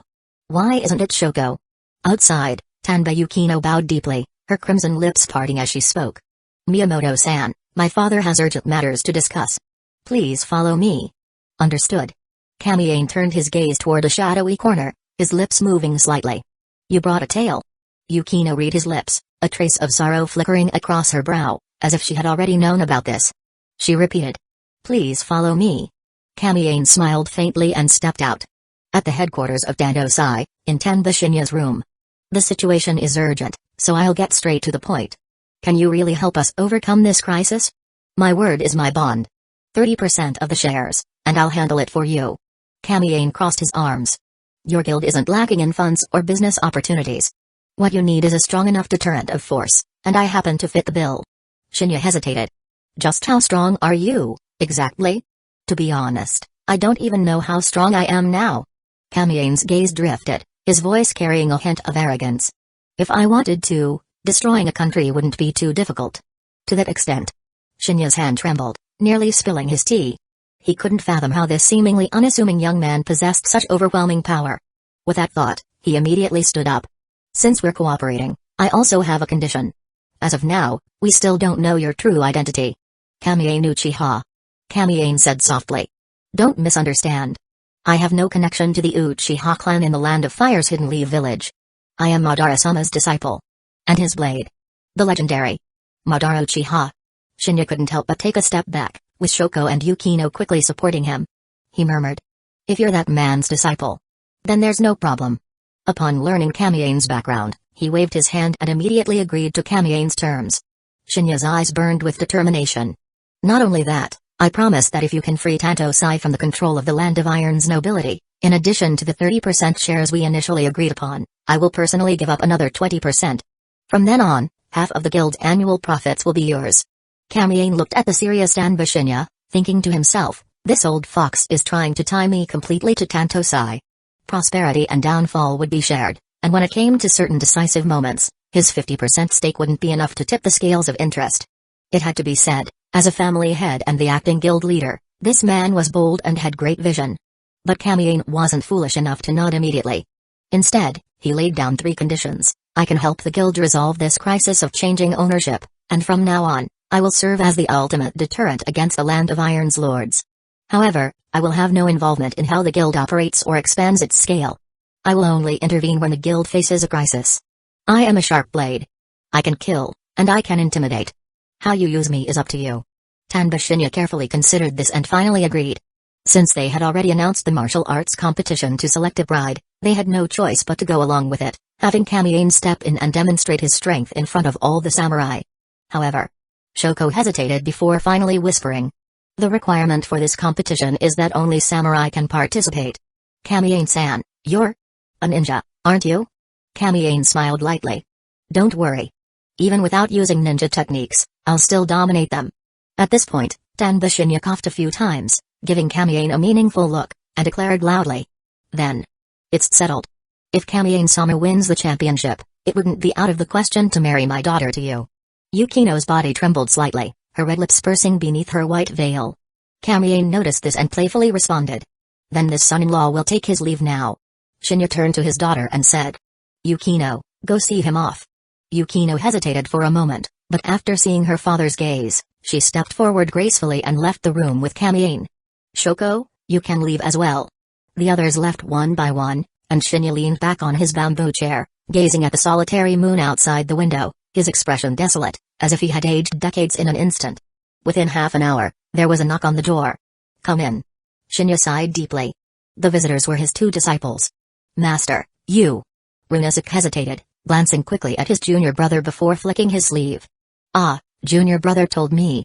You're planning to entrust the fate of the guild to that kid from earlier today. I don't understand, why would you trust an outsider?" However, Shinya ignored him and instead fixed his gaze on his second disciple. "Tetsuya, is this what you think too?" Tetsuya frowned slightly and said, "I also think it's not very rational." Shinya snorted coldly. "What? Do you think I've lost my mind in my old age?" "Of course not." Runosuke dropped to his knees, not daring to look up.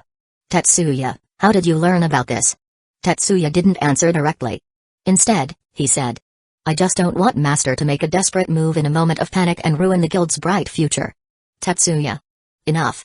Runosuke's eyes widened in shock, dumbfounded by his junior brother's boldness. He couldn't understand why this usually lazy and non-confrontational junior brother dared to speak to their master in such a way today. Surprisingly, the normally strict master chuckled lightly, seemingly unbothered by his disciple's impudence. "One move short, Tetsuya." Both disciples were stunned by this remark. Shinya continued. "Runosuke, wasn't it you who advised me to marry off Shoko back then?" Runosuke broke into a cold sweat. It was indeed this disciple. "Be honest. Who told you about this plan?" "No one told me, I came up with it myself." Runosuke's face turned pale. Tanba Shinya slowly paced over to him. "Ha ha ha, it's true that you care about the guild, but with your simple mind, how could you possibly have thought of such a plan?" Runosuke grew anxious, wanting to explain, but the words wouldn't come out. He was by nature dull and ineloquent. Shinya sighed deeply. "Even you didn't realize it, did you? Wasn't it your dear junior brother who suggested it to you?" Runosuke froze, casting a suspicious glance at his junior brother beside him. He vaguely recalled that one night, when he went to drink with his junior brother in frustration, his junior brother had indeed mentioned that if the Sugawara family's only daughter could find a good match, it might ease some of the guild's pressure. Could it be? He suddenly remembered the words that Miyamoto Kamiane had asked him to relay to his master earlier that day, "Your second disciple. He's not simple." Chapter 46, Tetsuya Hazuki in the guild master's room at Dandosai, the flickering shadows of the lantern cast the figures of three men onto the wall. Shinya continued. "When we were pursuing Oikawa Genzo, very few people knew about the action plan. Aside from those directly involved, the only one who knew was Yukino." He looked up at the ceiling, gazing at the bright light. "I'll be honest with you, I even suspected my own daughter." "So?" Tetsuya, who had been silent until now, spoke up, his voice hoarse.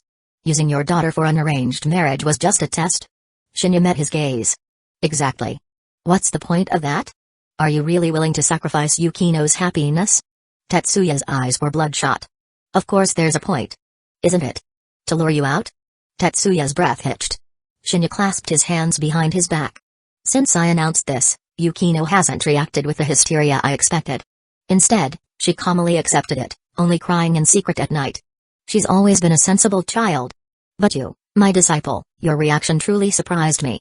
Not only did you repeatedly come to me to retract my decision, but you also incited the guild leaders to undermine my authority.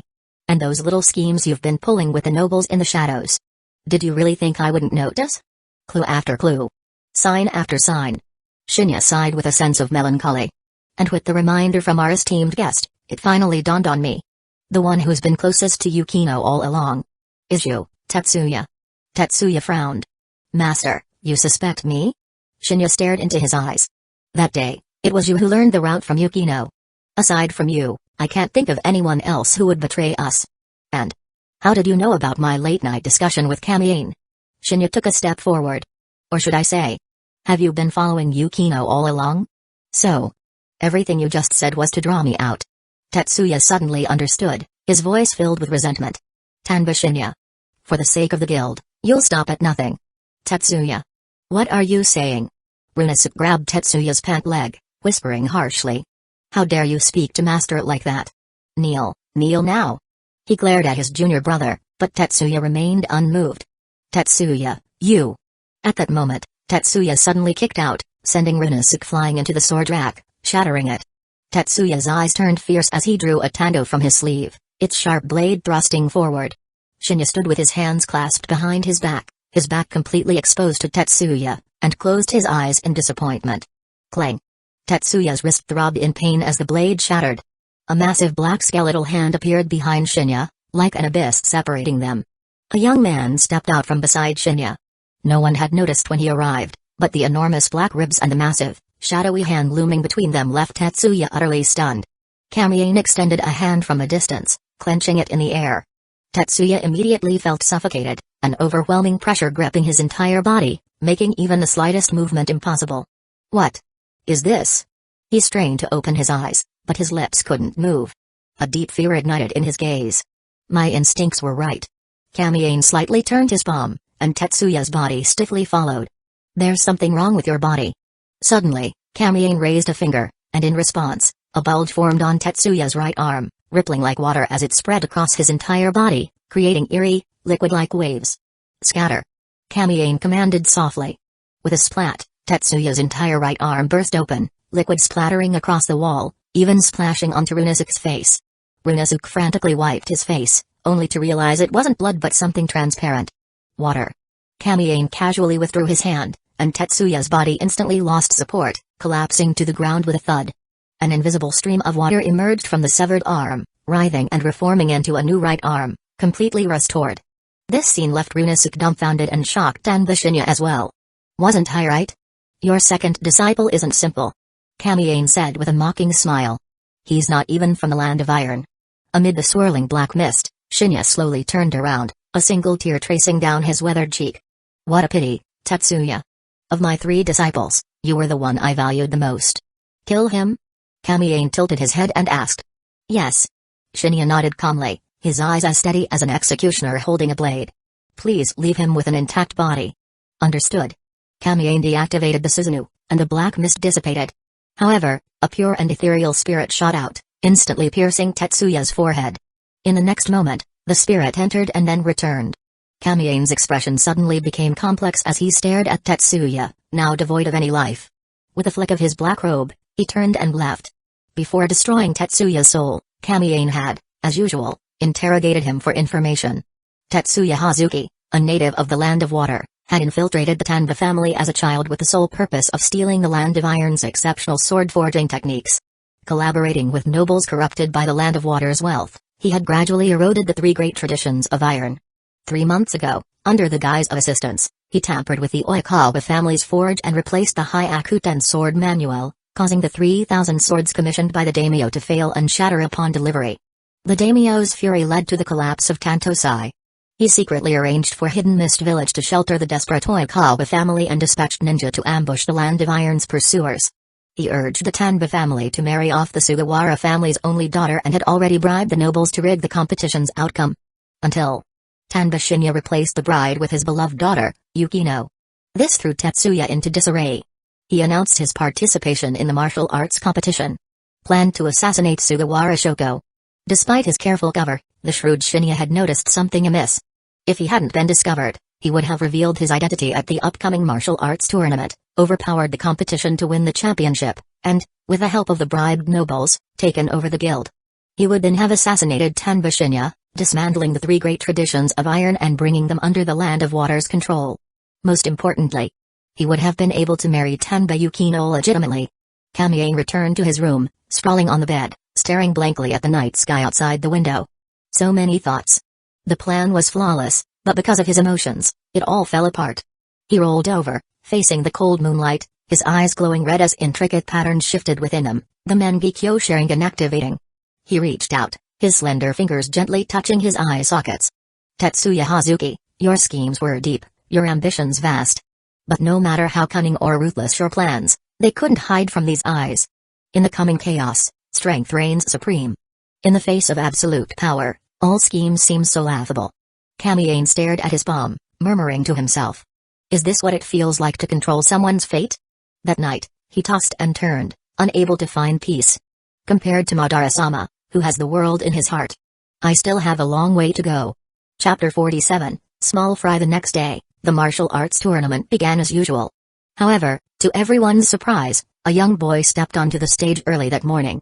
He was dressed in a black brocade robe adorned with violet patterns, exuding an air of nobility. His long, jet-black hair was tied into a high ponytail, secured with an indigo cord. A slender Shindo sword hung at his waist, and his movements were deliberate as he stood at the center of the stage. His face was soft, almost beautiful, with phoenix-like eyes that radiated a cold, aloof dominance. The crowd below grew larger, and among them were rough individuals who had seen bloodshed. At first, they showed impatience, but when they met the boy's gaze, they fell silent, not daring to breathe too loudly. Only the samurai mixed in the crowd showed cautious expressions, instinctively lowering their stances and placing their hands on their sword hilts, ready for defense. What's going on? This kid's presence. Meanwhile, the nobles on the viewing platform grew restless. Some began to sneer. Sitting high above and at a distance, they couldn't clearly see the boy's expression. Where did this brat come from? Is he looking for death? Humphrey, what's the Danba family doing? How can they let a kid cause trouble at such an important event? Someone, get him off the stage. Hey, those fools below can't even handle a kid. Soon, a man clad in samurai armor stepped onto the stage and barked at Kami-Ain's back. Kid, get out of here. This isn't a place for you to play. Kami-Ain tilted his head slightly. Are you here to challenge me? Challenge? The man scoffed. You brat, don't tell me you actually want to participate in the tournament? Kami-Ain replied indifferently. I'll give you 3 breaths. Get off the stage yourself. From the viewing platform, someone shouted. Are we done yet? The tournament is about to start. Can't we stop this kid from causing trouble? Honestly, the Danba family can't even handle such a small matter. On the stage, the man's face flushed with embarrassment. He placed one hand on his sword hilt, his gaze sharp. Kid, if you don't leave, don't blame me for what happens next. 3 breaths are up. Kami-Ain vanished from his spot. The man only saw a shadow flash above him, and then a slender hand gently rested on his shoulder. In the next moment, with a tremendous force, his vision spun wildly. The boy had effortlessly tossed him into the air with one hand. The man flew in a straight line and crashed into a section of the viewing platform with a loud thud. The area erupted in cries of pain. It was the same spot where the loudest jeers had come from earlier. The nobles were stunned. Some even stood up, their eyes darting suspiciously toward the main seat. But Danba Shinya sat calmly, his eyes half closed, and the entire guild appeared completely unfazed, as if this were nothing out of the ordinary. Guildmaster Danba, I demand an explanation. A portly noble with a rotund figure spoke in a deep voice. Today is a martial arts tournament. Only the strongest can become my son-in-law. It's inevitable that there will be some bloodshed. Shinya replied with a sly smile. Swords have no eyes. Isn't it normal for a few people to get hurt by accident? Humphrey. The noble snorted, unable to argue further, and muttered under his breath. Once this is over, you'll pay for this. High above, the daimyo of the Land of Iron sat beneath an ornate canopy, a folding fan covering half his face, his expression thoughtful. On the stage, Kami-Ain surveyed the crowd with a cold, piercing gaze. I know why you're all here today, but I find this tournament process rather tedious. He said, a wicked smile curling on his lips. Let me simplify it for you. If you want to marry Miss Yukino, it's simple. Step onto the stage and kill me. His eyes were filled with aggression, his presence overwhelming. My name is Kami-Ain. Today, I stand here as the challenger. As soon as these words were spoken, all the samurai present could no longer sit still. Such words were the last thing they wanted to hear. The heart of a swordsman lies in being invincible. Each of them strives to move forward without hesitation. To achieve greater accomplishments on the path of the sword, they adhere to their own principles and uphold their beliefs, never fearing strong opponents. A tarnished sword heart is fatal. Imagine this, if you don't even believe in yourself, how can you believe in the sword in your hand? Thus, many samurai let out cold snorts, and a few hot-blooded ones couldn't help but curse aloud. A hot-tempered samurai leaped onto the stage, glaring coldly at Kami-Ain. My name is... His voice was cut off as he was sent flying off the stage in the next second, crashing into the wall with a thud, embedded so deeply that he couldn't be pulled out. The crowd collectively swallowed hard, their eyes shifting back to the stage. There, Kami-Ain stood in a perfect sidekick stance, slowly retracting his leg. Don't waste my time with small fry. Kami-Ain said, sweeping his gaze across the crowd. Here's a piece of advice, this is the last time I'll show mercy. Anyone who steps up next, come prepared to die. His words caused an uproar, and the crowd erupted into a wave of shouts. Not cheers, but a mix of crude curses and indignant challenges. Kid, don't look down on us. Tell us your master's name. I'll definitely go and demand an explanation. Do you really think Takeo City has no one capable? Let me play with you. No. Let me. My blade has been thirsting for blood. Humphrey, let my Fubuki retest your mettle, brat. Kami-Ain basked in the sea of voices, spreading his arms wide. No need for all that trouble. Come at me together. Arrogant. Immediately, 3 samurai stepped onto the stage, surrounding Kamiane in a pincer formation. This time, there was no idle talk. They struck first, their blades flashing like streaks of light. 3 chakra-infused slashes flew out, all aimed directly at Kamiane. Everyone's jaws dropped as they witnessed the boy's body ripple with translucent waves, like a clear spring, deflecting all the slashes away. Whoosh! Kamiane's hand gripped the hilt of his sword, and the blade's light flowed like water, dazzling everyone's eyes. The 3 samurai's tiki were all severed in an instant, and with sprays of blood, they were sent flying off the stage. By the time the crowd realized what had happened, Frostfall's resolve was already sheathed. That was an incredibly fast draw. More than that, the defensive technique he just displayed is even more unbelievable. Hey! What was that? Did you see it clearly? The crowd buzzed with discussion. Kamiane's brief yet stunning display of defense and counterattack had reignited the atmosphere of the arena. Thanks to the special ability of his sea god's body, Kamiane could not only manipulate water in the ocean but also use the water molecules in the air, condensing them on his body to create a high-density protective barrier. This water molecule shield was incredibly resilient and, being transparent, was almost invisible to the naked eye. This ability could be consciously controlled or triggered subconsciously. His body would automatically gather water molecules the moment before an attack landed, deflecting the damage. To break through this water shield, blunt force was clearly not the best option. A concentrated thrust or slash would be more effective. But the slashes of these samurai were far too weak. They couldn't even break the shield, let alone touch his even more formidable body. Small fry, small fry. Why is it all just small fry? Kamiane frowned slightly. If you're weaker than these 3, don't bother coming up here to die. Chapter 48, Twin Blades, Radiant Slash. Land of Iron, Tadara Smithy Guild. In the center of the blood-stained arena, Kamiane stood unwavering. The air reeked of iron as shattered swords and severed limbs littered the ground. From dawn till dusk, countless warriors had challenged him, only to fall like wheat before a scythe. Silence gripped the crowd. No one dared breathe too loudly. This demonic youth had turned the tournament into a farce.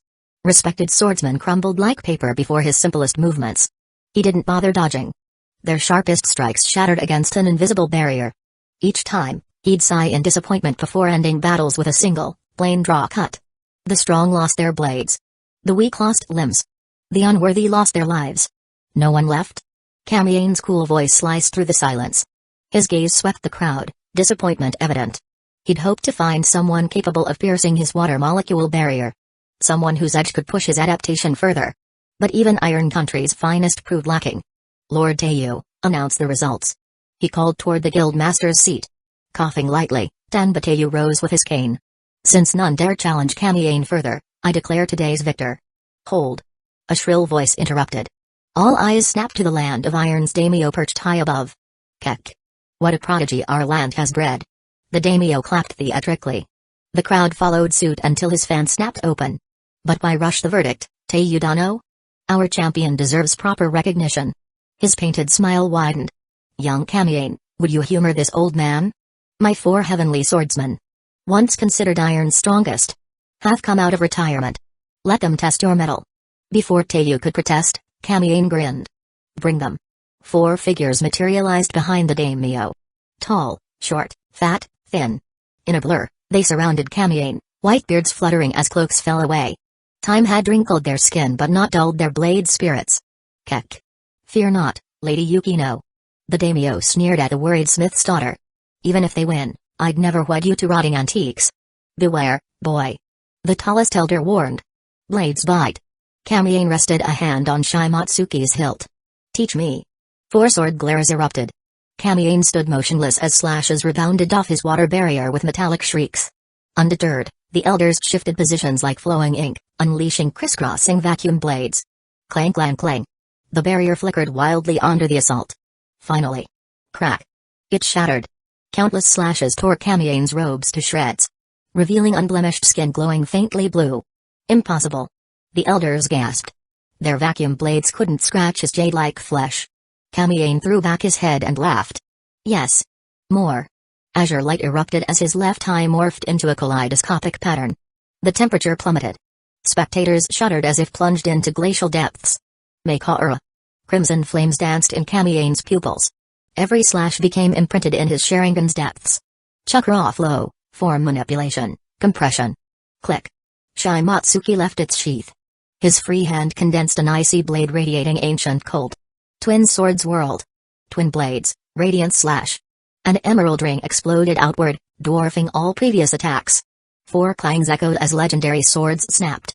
The elders crashed from the arena, chests split to bone. These scars. Kamiane sheathed his blades, icy sword dissipating. Shall be your final glory. Silence. The daimyo's fan clattered unnoticed. Every soul stared at the godlike youth, knowing they'd witnessed history. Kamiane's declaration hung heavy. Iron Country's era of sword supremacy had ended. Chapter 49, Drawing blades at the slightest disagreement. He, young man, you truly are a heaven-sent prodigy. The daimyo laughed in praise, though his smile carried a trace of bitterness. Danwamayu, reading the atmosphere, seized the moment to proclaim Kamiane's championship title. The crowd sighed in awe, unanimous in marveling that the Land of Iron had birthed a godlike youth this day. Suddenly, a sharp-eyed samurai noticed Kamiane's right hand twitch. Without warning. First Frost's resolve flashed from its scabbard. The devastating slash rent the air, cleaving a distant viewing platform in two. The collapsing structure buried the assembled nobles beneath rubble. Swish. Swish. Swish. The screams persisted as Kamiane swung his blade repeatedly. Each strike sent jade-green crescents tearing through the sky, arcing toward multiple nobles like vengeful moons. Danger. He's insane. Completely mad. That boy's gone berserk. Azure flashes rivaling falling thunder illuminated the dusky sky in staccato bursts. Nobles turned ashen-faced, none could outrun these slashes. Their samurai retainers drew swords in futile defense, only to be bisected alongside their masters. After evolving, Leaf Sotomdu had perfected chakra manipulation. Combining flowing water dynamics with ultra-compressed chakra density, it could slash from range or parry close combat, completely freeing his hands from constraints. Amid sickening thuds, blood flowed like rivers. The viewing stands transformed into slaughterhouses at the youth's whim. These were the Land of Iron's most influential figures, yet Kamiane executed them before the daimyo's eyes. Chaos erupted across the arena, wails echoing everywhere. Ah! Is this Danwamayu's scheme too? Save me. I'm too handsome to die here. Within mere breaths from first strike to noble deaths, everyone scrambled to escape the killing aura. This was the monster who'd crushed 4 elite swordsmen instantly, a once-in-centuries phenomenon. If truly enraged, perhaps all of Busho Castle would become funeral offerings. Then Kamiane's clear voice rang out again, all remain still. Those slain were Water Country's purchased traitors. This purge was conducted under his lordship's decree. Now that the guilty are punished, you need not fear. Under the ornate canopy, the Land of Iron's daimyo, having hidden behind shogunate samurai while burying his head beneath chairs, trembled as he cautiously peeked out. His gaze mixed terror, confusion, and a hint of panic. Me. Danwamayu then stepped forward. Supported by Kyoko and Yukino, he swiftly approached the daimyo.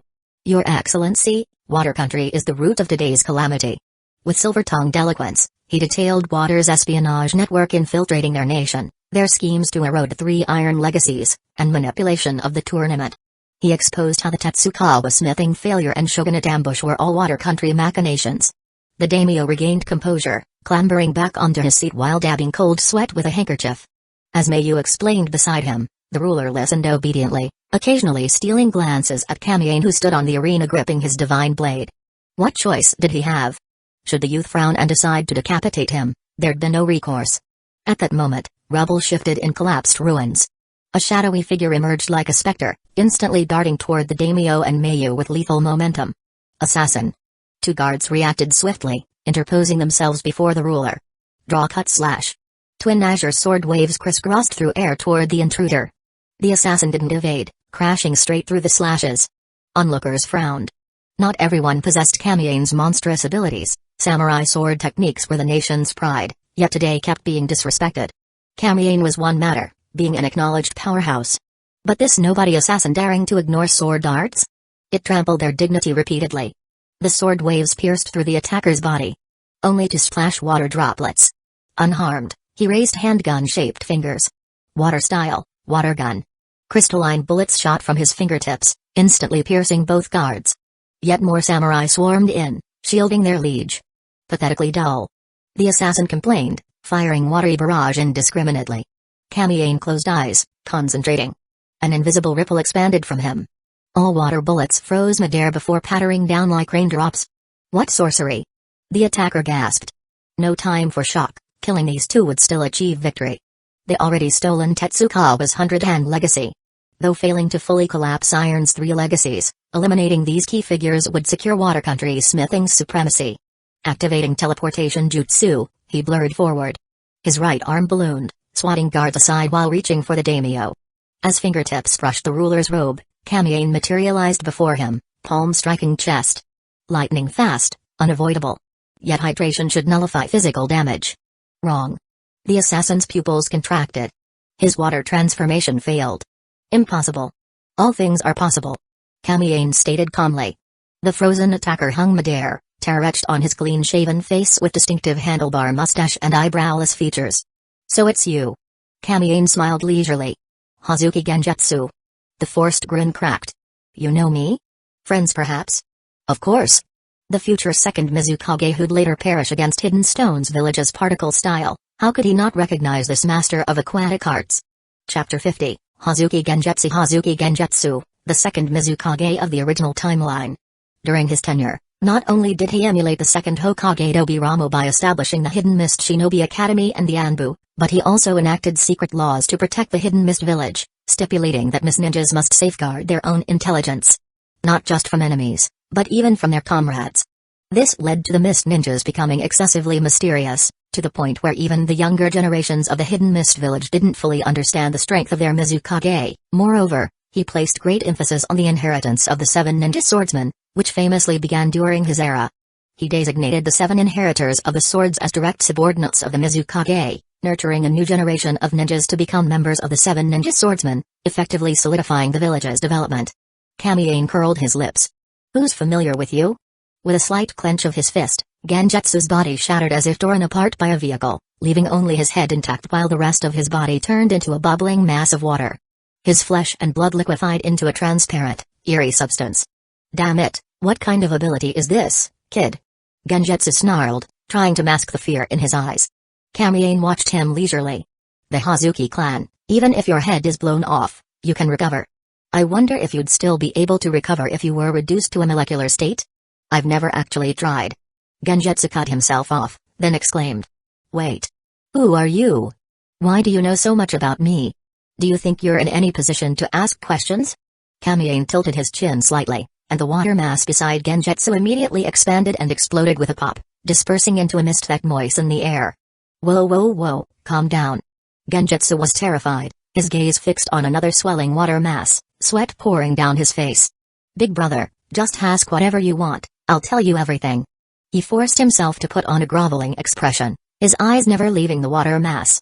Damn it, that's my lower body. It'll take a long time to fully recover. State your identity, purpose, and why you tried to assassinate the daimyo.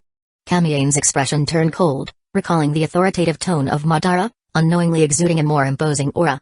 Hazuki Genjutsu twitched his lips, frustrated. I, Hazuki Genjutsu, direct disciple of the Mizukage of the Hidden Mist Village in the Land of Water, came here to seize the 3 iron legacies from the Land of Iron. The assassination attempt was one of the necessary means to achieve this goal. How humiliating. Damn brat, once I break free, I'll definitely kill you. Kamiane nodded slightly at Manaka, then continued. Why do you want the 3 iron legacies? What's the Land of Water plotting? Speak. Kamiane flicked his finger, and another water mass exploded into fragments right before Genjutsu's eyes. Stop. I'll talk, okay? Genjutsu's voice trembled. The Hidden Mist Village needs swordsmiths, desperately. But the best swordsmiths in the entire shinobi world are all concentrated here. I had an idea. If we could combine ninjutsu with samurai swordsmithing techniques to create unique ninja swords, our village would surely become stronger. Also, this plan was entirely my own idea, and all actions were my own doing. It has nothing to do with the Hidden Mist Village, not even my teacher knows about it. Kamiane nodded thoughtfully. To achieve this plan, what kind of schemes have you carried out? Genjutsu sighed helplessly. I've had this idea for a long time, but the 3 iron legacies are tightly united and even formed a guild. The only way to break them apart was from the inside. So, many years ago, I sent my most trusted confidant, disguised as a citizen of the Land of Iron, to infiltrate the guild. The goal was to sow discord among them one day. Until yesterday, when I stopped receiving messages from him. Yeah, I killed him. Kamiane said indifferently. So it was you. At this moment, Tanbama Anaka suddenly spoke up, his voice filled with indignation. You said you carried out all this behind the Mizukage's back, but how did you mobilize mist ninjas? On the day of the incident, many powerful ninjas attacked us and the shogunate army. Genjutsu scoffed dismissively. Kamiane said coldly. Answer his question. Genjutsu quickly replied. Oh, that? Those were just rogue ninjas and mercenaries organized by assassin groups. As long as you're willing to pay, they'll do anything. I guarantee you, apart from me and my confidant, no one from the Hidden Mist village was involved in the entire plan. Damn it, I'll kill you, I'll kill you. He stared fixedly at Kamiane's fingers, thoroughly intimidated. Lord Daimyo, do you understand everything now? The daimyo sat stiffly on his chair, his face frozen in shock throughout the entire explanation. Now, whether he believed it or not, he had no choice but to accept the truth. So that's how it is. I never imagined that our land of iron, a neutral nation, would have so many spies lurking in the shadows. The daimyo was visibly furious, but amidst his anger, there was also a touch of gratitude for finding such capable allies. With tears in his eyes, he exclaimed, how fortunate we are to have Ma'anaka, whose wisdom is unparalleled. How magnificent is Kamiane, whose divine might shakes the heavens. The two of you have turned the tide, saving us from disaster and sparing the land of iron from humiliation. Lord Kamiane, please execute this scoundrel at once. The daimyo pointed at Genjutsu, his voice shrill with urgency. Kamiane smiled faintly and, with Genjutsu in tow, vanished on the spot. He moved so quickly that Genjutsu only felt a blur of wind and the surrounding scenery rapidly shifting. Before he knew it, Kamiane had brought him outside the city walls. Mustache man, I don't dislike you. Get lost and go back. Kamiane chuckled as he released his grip, the invisible restraints dissipating. Instantly, Genjutsu merged with the nearby water masses, his body reforming into a complete, albeit drenched, human figure. Mustache man? Genjutsu's face turned ashen as he immediately distanced himself from Kamiane, leaping several hundred meters away in a few bounds. He could feel that as he moved further away from the boy, that bizarre restraining force weakened significantly. Brat, I underestimated you earlier. The humiliation I suffered, I'll return it to you now. He formed hand seals and slammed his palms onto the ground. Summoning jutsu. When the white smoke cleared, he stood high atop a giant clam, its shell pristine white, with two fleshy tentacles peeking out from the shell's opening. Ganjutsu, Mirage Pavilion. Sizzle. Sizzle. The tentacles wriggled, and massive amounts of dense fog erupted from the breathing holes, engulfing the surrounding kilometer in an instant. Including Kamiane, who stood there with a peculiar expression. Scared stiff, aren't you, kid? I'm a Ganjutsu ninja. In this mirage, everything you see is an illusion. The fog quickly dissipated, and Genjutsu and his giant clam appeared to still be standing in the same spot.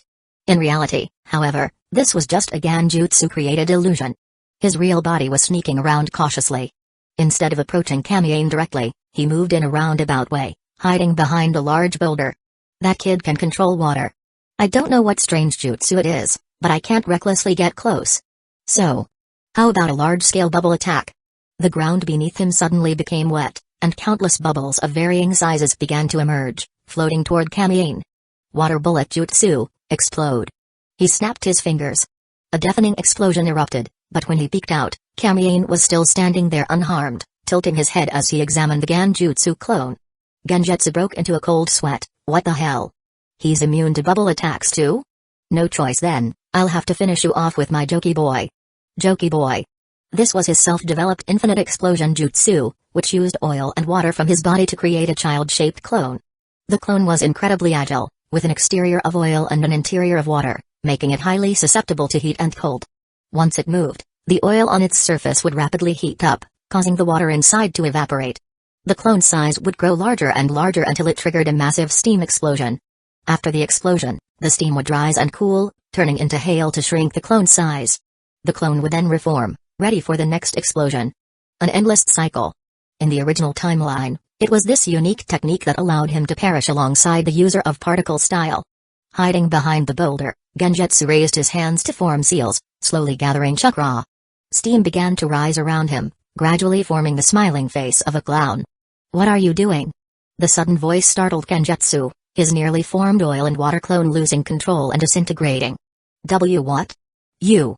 Genjutsu trembled as he pressed his back against the boulder, shakily looking up. There, crouched on top of the boulder, Kamiane gazed down at him with the demeanor of a cat toying with a mouse, utterly at ease. It was unclear when he had appeared, or perhaps he had been there all along. Genjutsu instinctively tried to flee, but unfortunately, that damned restraint descended once again. An overwhelming force pressed down on him, lifting him into the air as his stomach swelled into a water balloon. No. That's impossible. He spoke in disbelief. You were supposed to be fooled by my mirage pavilion. How could you have found my real body? I'm not just a water-style ninja, I'm also a master of Genjutsu. That's exactly why. Kamiane said, pointing to his eyes. You're completely countered by me. A flash of red light, and he revealed his 3-Tomoe Sharingan, the black pattern swirling against the crimson backdrop. Genjutsu couldn't help but stare in awe. Uchiha. He was utterly dumbfounded. Kamiane narrowed his eyes. Mustache man, I said I don't dislike you, but that doesn't mean I won't kill you. A chilling killing intent flashed by, and Genjutsu's expression immediately turned grave. This time, I'll let you off. But there won't be a next time. Have some self-awareness, fool. He casually released his grip, and Genjutsu immediately fell to the ground, landing in a sorry state. If you dare target the guild again, I'll personally come to the Hidden Mist Village and kill you right in front of the Mizukage. That doesn't make sense. Genjutsu panted heavily. Why are you protecting the Land of Iron? Aren't you? From the Leaf Village? With a splat, Genjutsu's head instantly exploded, scattering droplets of water like rain. Do not mention that name in front of me.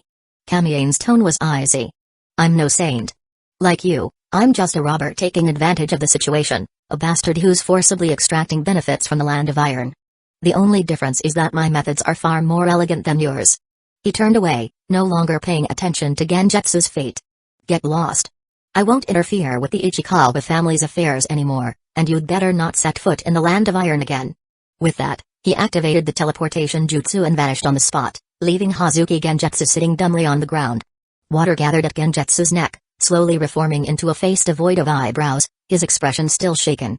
Chapter 51. The helmsman Kamiane returned to the conference hall, and in response to the daimyo's eager inquiries, he shook his head with a look of regret. That guy has too many tricks up his sleeve. I fought him for 300 rounds, but he still managed to escape. The daimyo's face instantly darkened. Kamiane casually rested his hands behind his head and spoke with an air of calm authority. However, since I'm now a part of the guild, as long as I'm here, our guild will remain. And as long as the guild stands, that guy won't dare to target the Land of Iron. You understand? The daimyo immediately nodded. How could he not see what Kamiane was implying? This was clearly an attempt to pressure the daimyo. The matter of Hazuki Genjutsu was, in reality, incredibly complicated to handle. Genjutsu had already stated that his actions were his own and had nothing to do with the Land of Water. This meant that pursuing the matter further wouldn't yield any favorable results. Whether Genjutsu's claims were true or not, even if it really was a conspiracy by the Hidden Mist Village, they could simply cut him off as a rogue ninja, and what could the Land of Iron do about it? If this were brought into the open, it would mean openly antagonizing the Land of Water. As a neutral nation, they could endure some bullying, but if they truly provoked the other side, they could easily find themselves dragged into the ranks of hostile nations. Sure, the shinobi world had the god of shinobi maintaining peace, but who knew how long he'd live? Kamiane's proposed solution not only protected the blade forging hall but also preserved the last vestiges of the Land of Iron's dignity, deterring strong enemies from daring to invade. It was already quite a good outcome. Moreover, it allowed them to forge a connection with this ruthless killer. The daimyo wiped the sweat from the tip of his nose and decided that upon his return, he would restrain the nobles, preventing them from targeting the blade forging hall any further. He would also mobilize samurai from the shogunate to guard the guild's headquarters and its major branches, ensuring the safety of its members and providing full support for the flourishing development of the blade forging hall. There was no other way. After all, they had already lost a portion of their revenue to the Land of Water. If they didn't support their own, the people would surely condemn him as a foolish and tyrannical ruler. And so, Kamiane resolved the crisis of the guild's ownership, safeguarded the legacy of the Iron Triad, and successfully acquired a stake in the guild. In recognition of his outstanding contributions, Manaka immediately offered to step down, but after much insistence from Kamiane, they created a new position tailored specifically for him. He wouldn't be involved in daily operations but would receive dividends at the end of the year, intervening only during crises to steer the guild away from disaster. He was given the esteemed title of the Helmsman. All members of the guild, regardless of rank or age, were required to address Kamiane as young master. With a single helm token forged from fine steel, he could mobilize all resources across the various branches of the Land of Iron. Early in the morning, a light snow drifted over the city of Takeo. Kamiyane stretched lazily after finishing his training, pushed open the door, and was greeted by the sight of a graceful figure. Manaka Yukino stood on the terrace, dressed in a plain white robe, quietly admiring the plum blossoms. The falling snow, the plum blossoms, and the beauty formed a scene straight out of an artist's masterpiece, stunningly picturesque. Kamiyane resisted the urge to disturb her and was about to retreat into his room when Yukino called out to him. "Kamiyane-kun, are you leaving today?"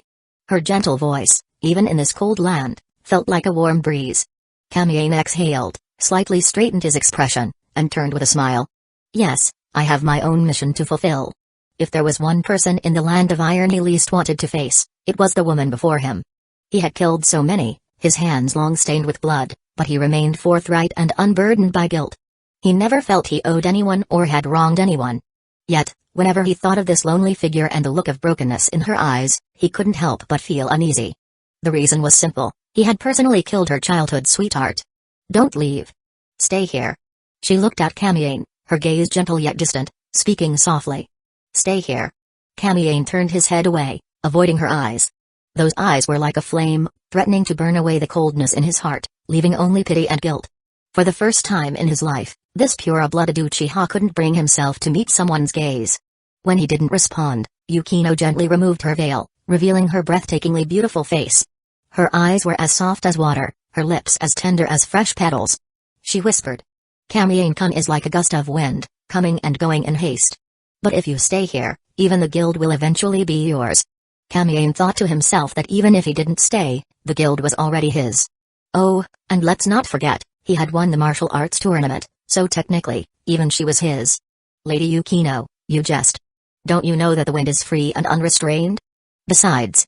He gazed at the gray sky, watching the snowflakes drift down. "My thoughts lie in distant places." Yukino pursed her lips, falling silent, but her glistening eyes stubbornly focused on his refined and gentle profile. Kamiyane took a deep breath and turned to face her. "Do you hate me for Hazuki Tetsuya's death?" "I don't hate you." "Hey, so you did hate me at some point." Yukino puffed out her cheeks. Always poised and graceful, she now displayed a rare, girlish demeanor. "No matter what, he was someone who grew up with me. Ah, and also someone who wanted your father's life." Kamiyane added, his words cutting like a blade. "White on the outside, black on the inside. Typical of an Uchiha. Hating me is useless. I've said it before, I'm just a blade, a sharp one. Your father used me to protect the guild from falling into enemy hands, and that's why I killed Tetsuya. It's as simple as that. If father hadn't cared so much about the guild. If the guild hadn't been so important. Choose your words carefully." Kamiyane immediately interjected. "Do you think your father didn't feel pain when I killed Tetsuya? Sentimental matters pale in comparison to larger principles. If the Hazuki clan had truly taken over the guild, the Land of Iron would have been on the brink of collapse. What larger principles? It's just the interests of more people." Yukino murmured quietly. "You're not wrong," Kamiyane said, extending his hand and watching the snowflakes slowly melt in his palm. "In this messed-up world, only strength matters. With strength, your interests become the interests of the world. The people you want to protect become the people the world wants to protect. When you speak, no one dares to ignore you. So, to protect those you care about, you must fight and seize opportunities. If I hadn't fought and seized opportunities, I would have been killed the first time I stepped onto the battlefield at the age of 4. Kamiyane's voice seemed devoid of warmth. "If I had to choose again, I'd still kill Hazuki Tetsuya, because he stood in my way. If you want to seek revenge, feel free to try. I'll give you the opportunity." With that, he turned and walked away. With the matter resolved, Kamiyane summoned his ninja cat, Zasuke, and left it at the blade forging hall. Repeatedly instructing. "If the guild faces a crisis, have Zasuke summon me. Agree to any of its conditions." Just as Kamiyane was preparing to return to the Land of Fire, Zasuke brought him good news. "Bachi is back. I told it about you, and it said it's prepared the reverse summoning jutsu, ready to use it anytime, meow." "Ah, Zasuke, you're my favorite ninja cat. You remember to prepare the reverse summoning jutsu too." Kamiyane immediately formed hand seals and vanished in a puff of white smoke. When he regained his senses, the surroundings had completely changed. He was back in the cat room. Chapter 52, The True Reason for Being Directionally Challenged. Land of Fire, Cat House. Kamiyane closed his eyes and inhaled deeply. The air carried a mixture of mint and faint fishy odors into his nostrils. When he reopened his eyes, they sparkled with excitement. "I'm finally back." Schlick, a large, barbed tongue suddenly scraped across his cheek. Kamien shuddered violently. Though his body instinctively activated a water molecule barrier, the sensation remained revolting. He turned sharply to meet the glowing blue feline gaze of Baki. "You seem different," Baki remarked first. Kamien grimaced, goosebumps still prickling his skin. "I am different, but I'd prefer you confirm that without licking me." Ignoring him, Baki circled Kamien, sniffing intently. A paw prodded the Frostfall's core hanging at his waist, the cat's face alight with curiosity. "Where'd you go?" "Shouldn't I be asking you?" Kamien countered. "Days ago, Sasuke said you hadn't returned. Weren't you battling Sarutobi Sasuke?" Baki yawned lazily. "That monkey sage was fascinating. Truly awe-inspiring. I kept fighting it until the summoning time expired. Speaking of which," Kamien mused, resting his chin on his hand. "You're quite peculiar yourself. Shifting size at will, materializing and dematerializing, even creating barrier domains. It's like trapping enemies in a cage of your own making. Finally taking interest?" Baki's head drifted closer, bronze eyes gleaming. "It's all refined manipulation of natural energy. For 1 billion Ryo, I'll teach you my sage arts. Deal? If you don't want to teach, just say so. Do you even grasp how astronomical 1 billion is?" Kamien swatted at the cat's head, which dissolved into mist before reforming elsewhere. "Besides," he added, waving a hand, "Mount Myabaku's sage arts turn people into toads, Rishi caves into snakes. Yours would probably sprout cat fur. Humans have innate sage bodies. There must be a sage art better suited to us. Yours all belong to monster clans. Meow, where'd you learn these terms? Quite novel. Wait, what's this?" A wisp of azure mist curled from Kamien's pocket, carrying a glittering golden object to Baki. The mist coalesced into a paw holding the helmsman's token on its pad. Baki nibbled it, eyes widening. "Gold. Pure gold. Give it back," Kamien demanded, reaching out. "It's useless to you." "Nope. Consider this my payment." Predicting this, Kamien tossed a bulging pouch from his belt. "Here's 1 million Ryo." Baki caught the money bag with a purr, relinquishing the token. After licking its paw, it mused. "Watching that monkey sage gave me an idea. Maybe I can become a weapon too. Stay by your side permanently." Kamien blinked. "Like what?" "Like this." Baki's body dissolved into blue mist, swirling around him like stardust. The glow condensed into an ethereal longsword hovering beside Frostfall's core. Kamien marveled, gripping the hilt. He flicked the blade. A standard test for sharpness via metallic resonance. The clear, resonant ring echoed like a dragon's cry. "It can change size." The hilt murmured drowsily. "Noted." Kamien suddenly feigned disinterest, carelessly tossing the radiant, ornate sword aside with a clatter. "Way too expensive. Can't afford it. 3 million Ryo daily rent. Consider it I can even create cages to trap enemies and..." Ignoring Baki, Kamien pushed open the door. Blinding sunlight flooded his vision, carrying the faint scent of flowers and grass. His eyes instantly adjusted, revealing endless emerald mountains stretching to the horizon. After days of icy landscapes, the warmth felt surreal. Like awakening to a new world. The cat house remained unchanged. Despite its name, it wasn't a building but a city of ruins rebuilt by cats. Ordinary felines and talking ninja cats alike. Skilled in crafting tools and shrewd in commerce, they forged their own economic ecosystem. One phrase sufficed to describe it, a realm of plenty. Countless cats darted through alleys and across rooftops. Only the Uchiha clan knew how to enter this hidden domain. Time to return to Lord Madara. The route back to base. Hikaku showed me several times. It should be. Wait. Kamien's brow furrowed as he pondered. Since when? Am I this directionally challenged? Something felt wrong. Though he'd never excelled at navigation, his Uchiha-level visual acuity and enhanced memory should have etched every path he'd taken into his mind. Getting lost in the land of iron was understandable. It was unfamiliar territory. But here? He'd traveled from the cat house to the Kanabi Bridge route countless times. There was no reason to forget. Human direction sense is innate. Unlike animals, humans lack organs to detect geomagnetic fields. Our weak magnetic perception faded through evolution as vision and other senses ensured survival.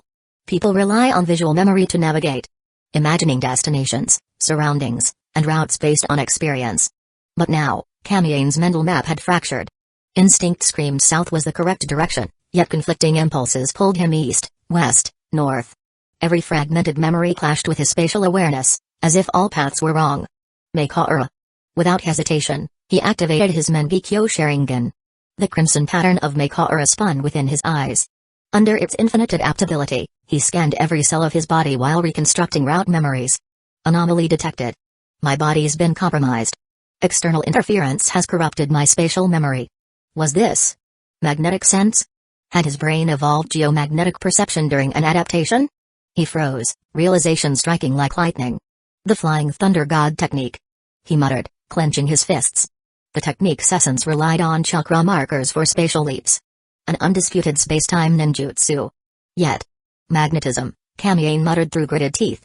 Space itself contained a uniformly distributed physical field. A vector field formed by countless moving particles that mediated magnetic interactions. This was the magnetic field, a fundamental environmental factor woven into the cosmos. It originated from celestial currents or spatial charge systems, its disturbances dictating the behavior of charged particles. Spatial fluctuations meant magnetic shifts. During his battle with Tobirama, he'd channeled Mangekyo's full power to adapt to the Flying Thunder God. Yet the sheer magnitude of spatial forces overwhelmed him. Even as Tobirama teleported him into the Abyssal Sea, adaptation remained incomplete. Afterward, he'd recklessly tried forcing Mangekyo to adapt to his own Amano Tokatachi. A technique that altered space through temporal manipulation. Futile. Their conflicting natures clashed like fire and ice.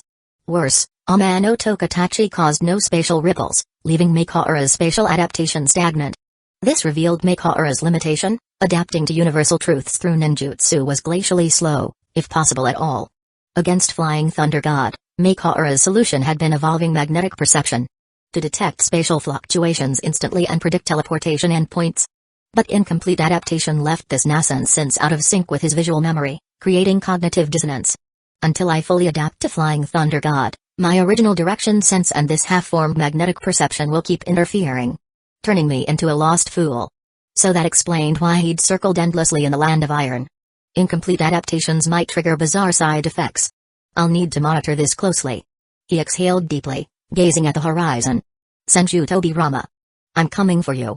Chapter 53, Why did you provoke him? The door swung open behind him as Bachi, now shrunk to normal cat size, floated onto his shoulder. 30,000 ryo. Be my navigator. Kamiane said leisurely. Having figured out the cause, he quickly accepted reality. Being directionally challenged now didn't mean forever. If he truly completed the evolution of magnetic perception, all space-time ninjutsu would become transparent before him. With sufficient mental power, the entire shinobi world, no, even realms beyond this planet, would transform into a living map in his mind. In a sense, magnetic fields existed between people too. He could theoretically use this sense to influence others' emotions, assimilate their moods, then combine it with ganjutsu to control their minds. But this was a double-edged sword. Without strong enough mental fortitude, recklessly attuning to others' fields might backfire, drowning him in chaotic empathy. Guide you? Bachi narrowed her eyes. 30,000 isn't enough. At least 50. Hey, whatever you say. Soon, the man and cat exited the feline den, arriving at the city gates. Aren't you worried about exposing your whereabouts, Kamiane? Strutting openly like this isn't your style. Bachi licked her paw. Kamiane shrugged. By my calculations, Hashiram is busy with the 5 Kage summit now.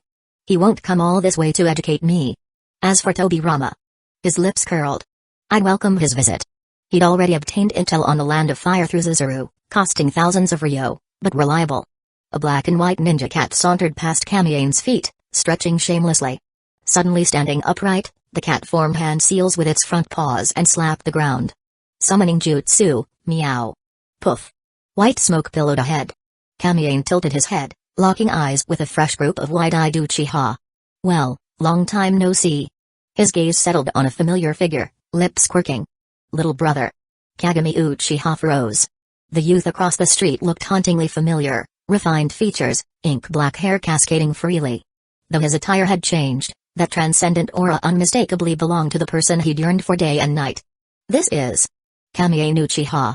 Beside Kagami, Shizue Uchiha instantly crouched low, drawing his blade as if facing Armageddon. In unison, both activated their Sharingan. Fellow Chunin unsheathed swords, hostility thickening the air. The absurd touch? Every one of them wore fluffy cat ear headbands. Even the children behind them strained to mimic ferocious expressions. These Nekonomi tools allowed understanding of cat speech, unnecessary for Kamiane, who'd long adapted to feline language through his ocular powers. A trick that had once made Hikari Uchiha green with envy. Mrow. The calico cat leaped high, fur puffed up as it hissed from a safe distance. Shizue remained motionless. A survivor from the Warring States era, he'd surrendered after being surrounded by Senju forces during the final battles. But Kamiane was different, the madman who'd fought the Senju to the bitter end, only stopping after Madara fell to Hashirama. 5 years ago, when Madara abandoned Hidden Leaf Village and rallied the clan, Shizue hadn't followed. First, he'd grown sick of war. The fragile peace wasn't worth sacrificing. Second, Madara never clarified his so-called true path to peace, leaving most clansmen bewildered. Finally, Shizue had scanned the crowd that day. Not a single soul moved. Amidst collective hesitation, he'd lacked the courage to stand alone. But this man not only followed Madara's exodus but flaunted his Mangekyo Sharingan, obliterating Hidden Leaf Village's gates in broad daylight, even though Obirama failed to capture him. Just days prior, at the climax of their cataclysmic battle, Obirama had thrown everything into annihilating Kamiane. Though no official outcome was declared, Shizue guessed the famed ghost of speed had likely perished. Yet here he stood, pristine, vibrant, utterly unharmed. Which meant Shizue had no choice but to tense. Kagami, I'll engage first. Cover the clan's retreat. Shizue growled, eyes locked on the figure ahead. TCH. I despise you, but you're our only hope now. Truthfully, his feelings were tangled. He'd always loathed Obirama, faultless on paper, yet those scrutinizing eyes made his skin crawl. Were it not for Hashirama's influence, he'd have snapped long ago. Now, watching Kamiane's effortless confidence, an unexpected envy gnawed at him. Damn. Why wasn't I the one who followed Madara-sama? No. You can't stop him. Kagami's voice thickened with resolve. I should be the rear guard. Don't joke. You think I don't know he's your blood brother? Shizue hissed. Watching kin slaughter each other? Pathetic. This isn't my choice. Kagami's shoulders slumped. Kamiane's gaze still burned into him. Useless. Shizue spat. Just leave. This is exactly why I can't stand you. Kamiane observed their whispers with detached amusement before snorting. Let's go. 3 kilometers south, meow. Man and cat strode past the Uchiha contingent as if they were air. Kagami and Shizue froze. He didn't attack? Shizue exhaled shakily, tension bleeding away. That brush with death felt hauntingly familiar. A breeze chilled his sweat-drenched back. He'd been drenched before the fight even started. Kagami stared bitterly at the retreating figure. The more indifferent Kamiane acted, the deeper the fury coiled in his gut. Shink. Shink. Shink. 3 shuriken whistled from the clan ranks, aimed at Kamiane's skull. Bachi's tail flicked. Azure mist swallowed the blades midair. Kamiane paused, turning slowly. His brow furrowed. God damn it. Who threw that? Shizue whirled. The culprit, a Chunin barely 16, fresh from awakening his Sharingan, eyes blazing with desperate valor. The boy grinned at Shizue, hungry for approval. I faced the terror. I struck first. Run. Shizue's roar came too late. Kamiane took a single step. His form blurred, materializing before the crowd in an eye blink. Boom. A supersonic shockwave detonated, hurricane force winds hurling bodies through the air. 2 Jounin reacted fastest. Kagami twisted mid-flight, shielding 3 youths against his chest to cushion their impact. Shizue stabbed his blade into earth, carving a smoking trench as he skidded. When they looked up, their Sharingan pupils contracted in horror. Kamiane stood cloaked in skeletal armor. A colossal bone arm emerged from swirling darkness, clamping around the Chunin who'd thrown the shuriken. Madara-sama wouldn't bother with ants. Kamiane drew his blade slowly, frost creeping across the ground. But I'm less charitable. Silent as winter's first kill, Shimatsuki no Ishin left its sheath. A cyan flash. Squelch. Before the Uchiha's petrified gazes, the Chunin split into symmetrical halves. Blood jetted between skeletal fingers, viscera slopping to the cobblestones. Chapter 54, Hate Me, Foolish Brother Kamiane. Kagami's Sharingan bled crimson rage. This is how you treat your own kin? I never imagined you'd sink this low.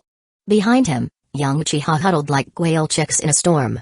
Chunin cowered on hands and knees, paralyzed by terror. Kagami ignored them. Vermilion flames engulfed his blade as he lunged. Uchiha style, blazing severance. In this one strike. Just one. Kamiane watched dispassionately, studied Kagami's eyes. Only when his brother closed the gap did he draw. Clang. Clang. Clang. Kagami's palm split. His blade shattered mid-swing. Through the Sharingan slowed vision, fractures spiderwebbed the steel. Shards grazed his ears with glassine shrieks. Faster than ocular capture, Kamiane's blade tip pricked Kagami's forehead. A bead of blood bloomed. Cold steel's kiss restored clarity. He'd been read like an open scroll. One thrust would end it. Kagami recoiled, womb.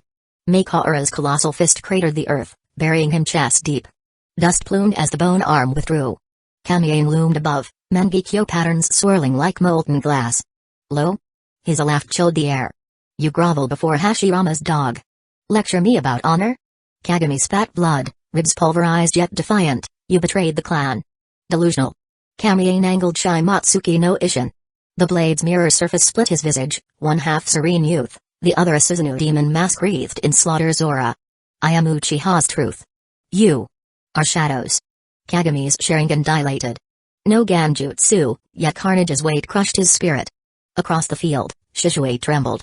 Not from fear, ecstasy. His pulse hammered wild drums. Sweat beaded his upper lip as he drank in Kamiane's majesty. This is how Madara-sama must have. Kamiane sheathed his blade, skeletal armor dissolving. Know why you're weak? Kagami lifted dazed eyes. You lack hatred.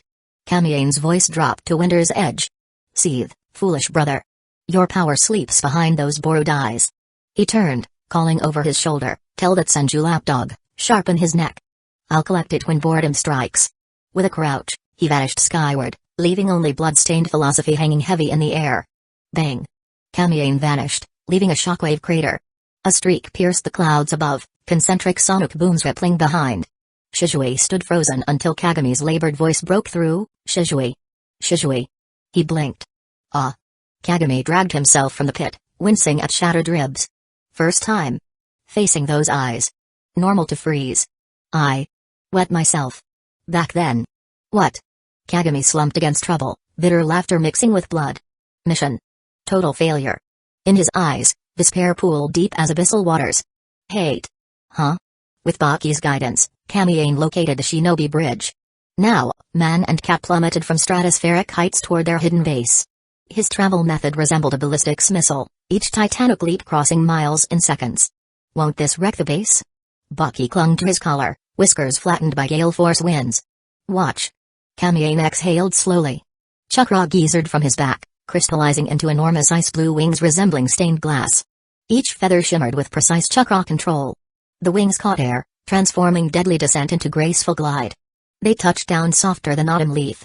Dismissed. Kamiane tossed a coin pouch. Baki vanished mid-bow, grinning. Stone doors ground open, a petite fist rocketed toward his face. Kamiane caught the wrist, pivoting.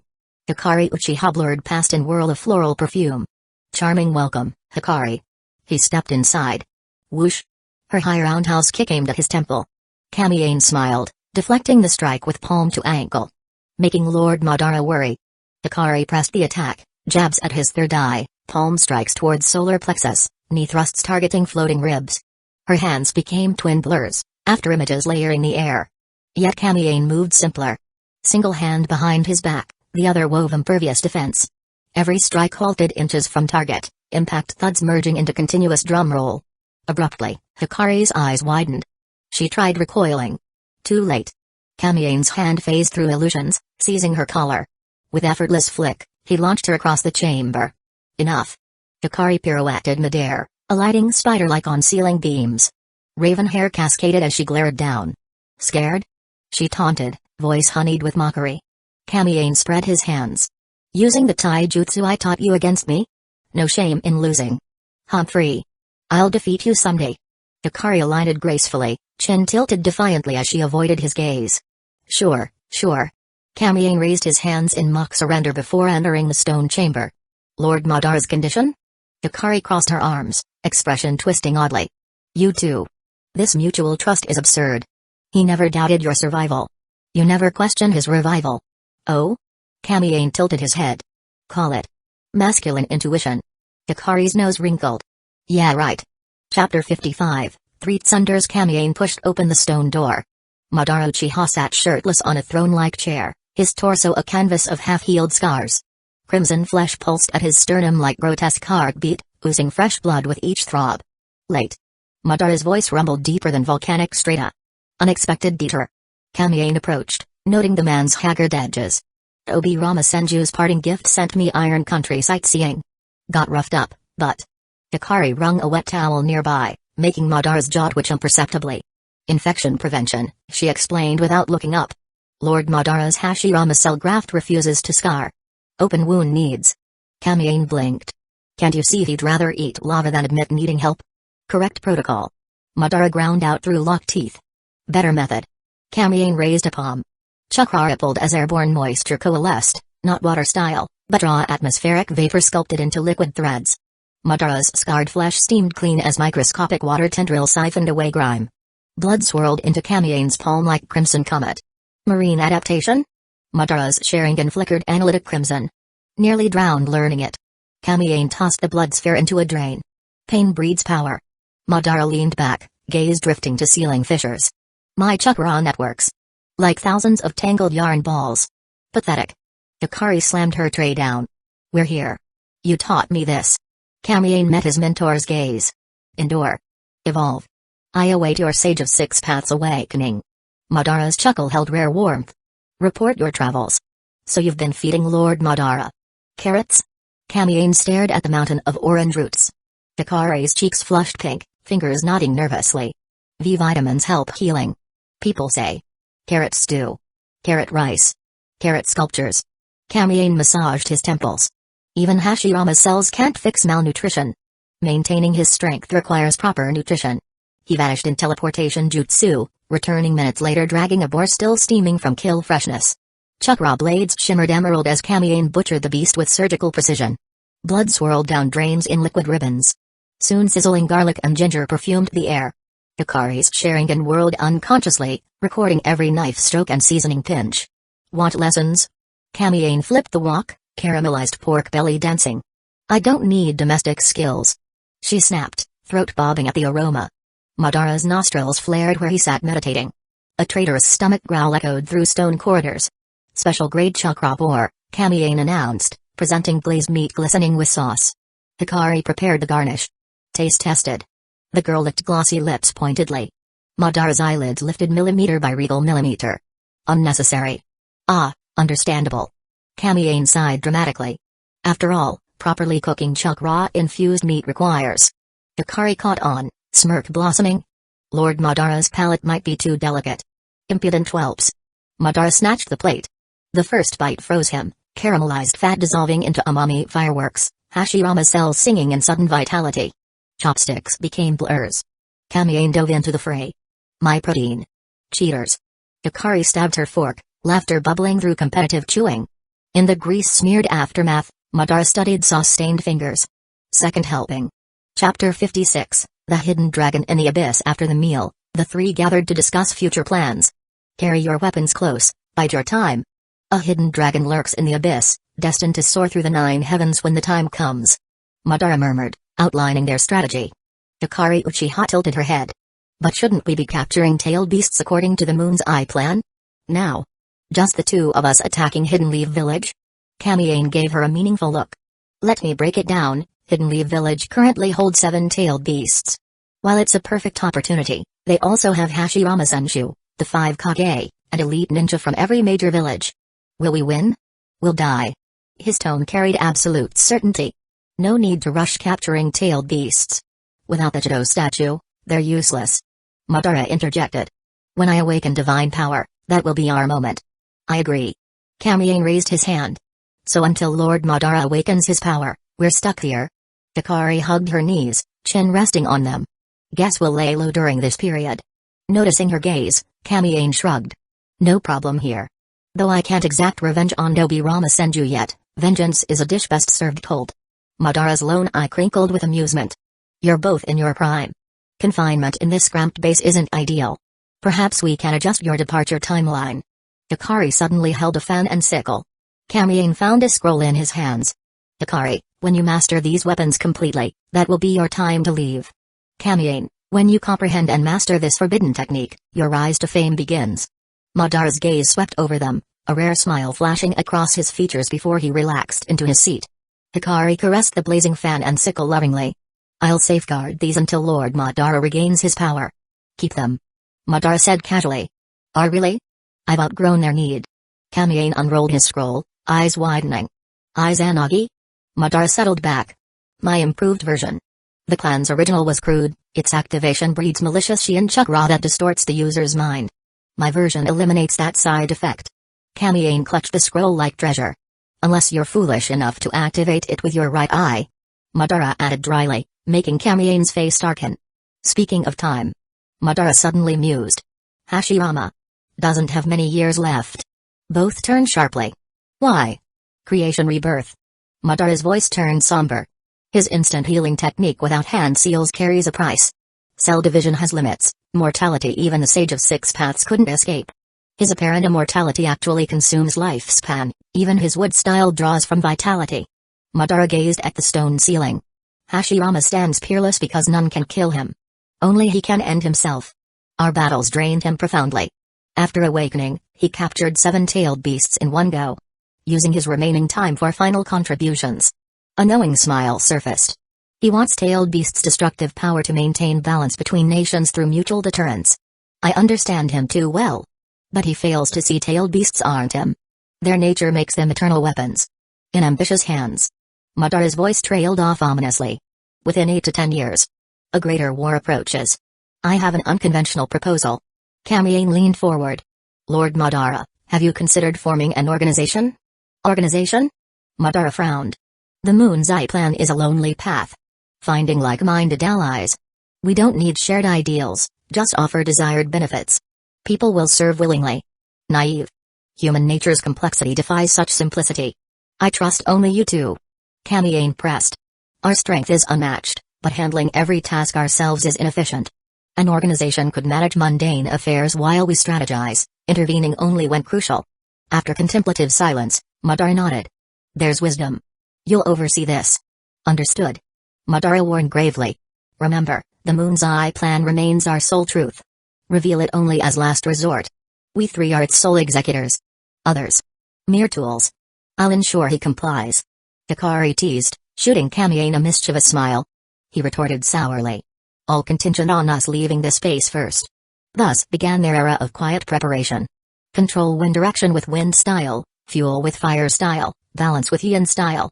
Gradually refine flame control to millimeter precision.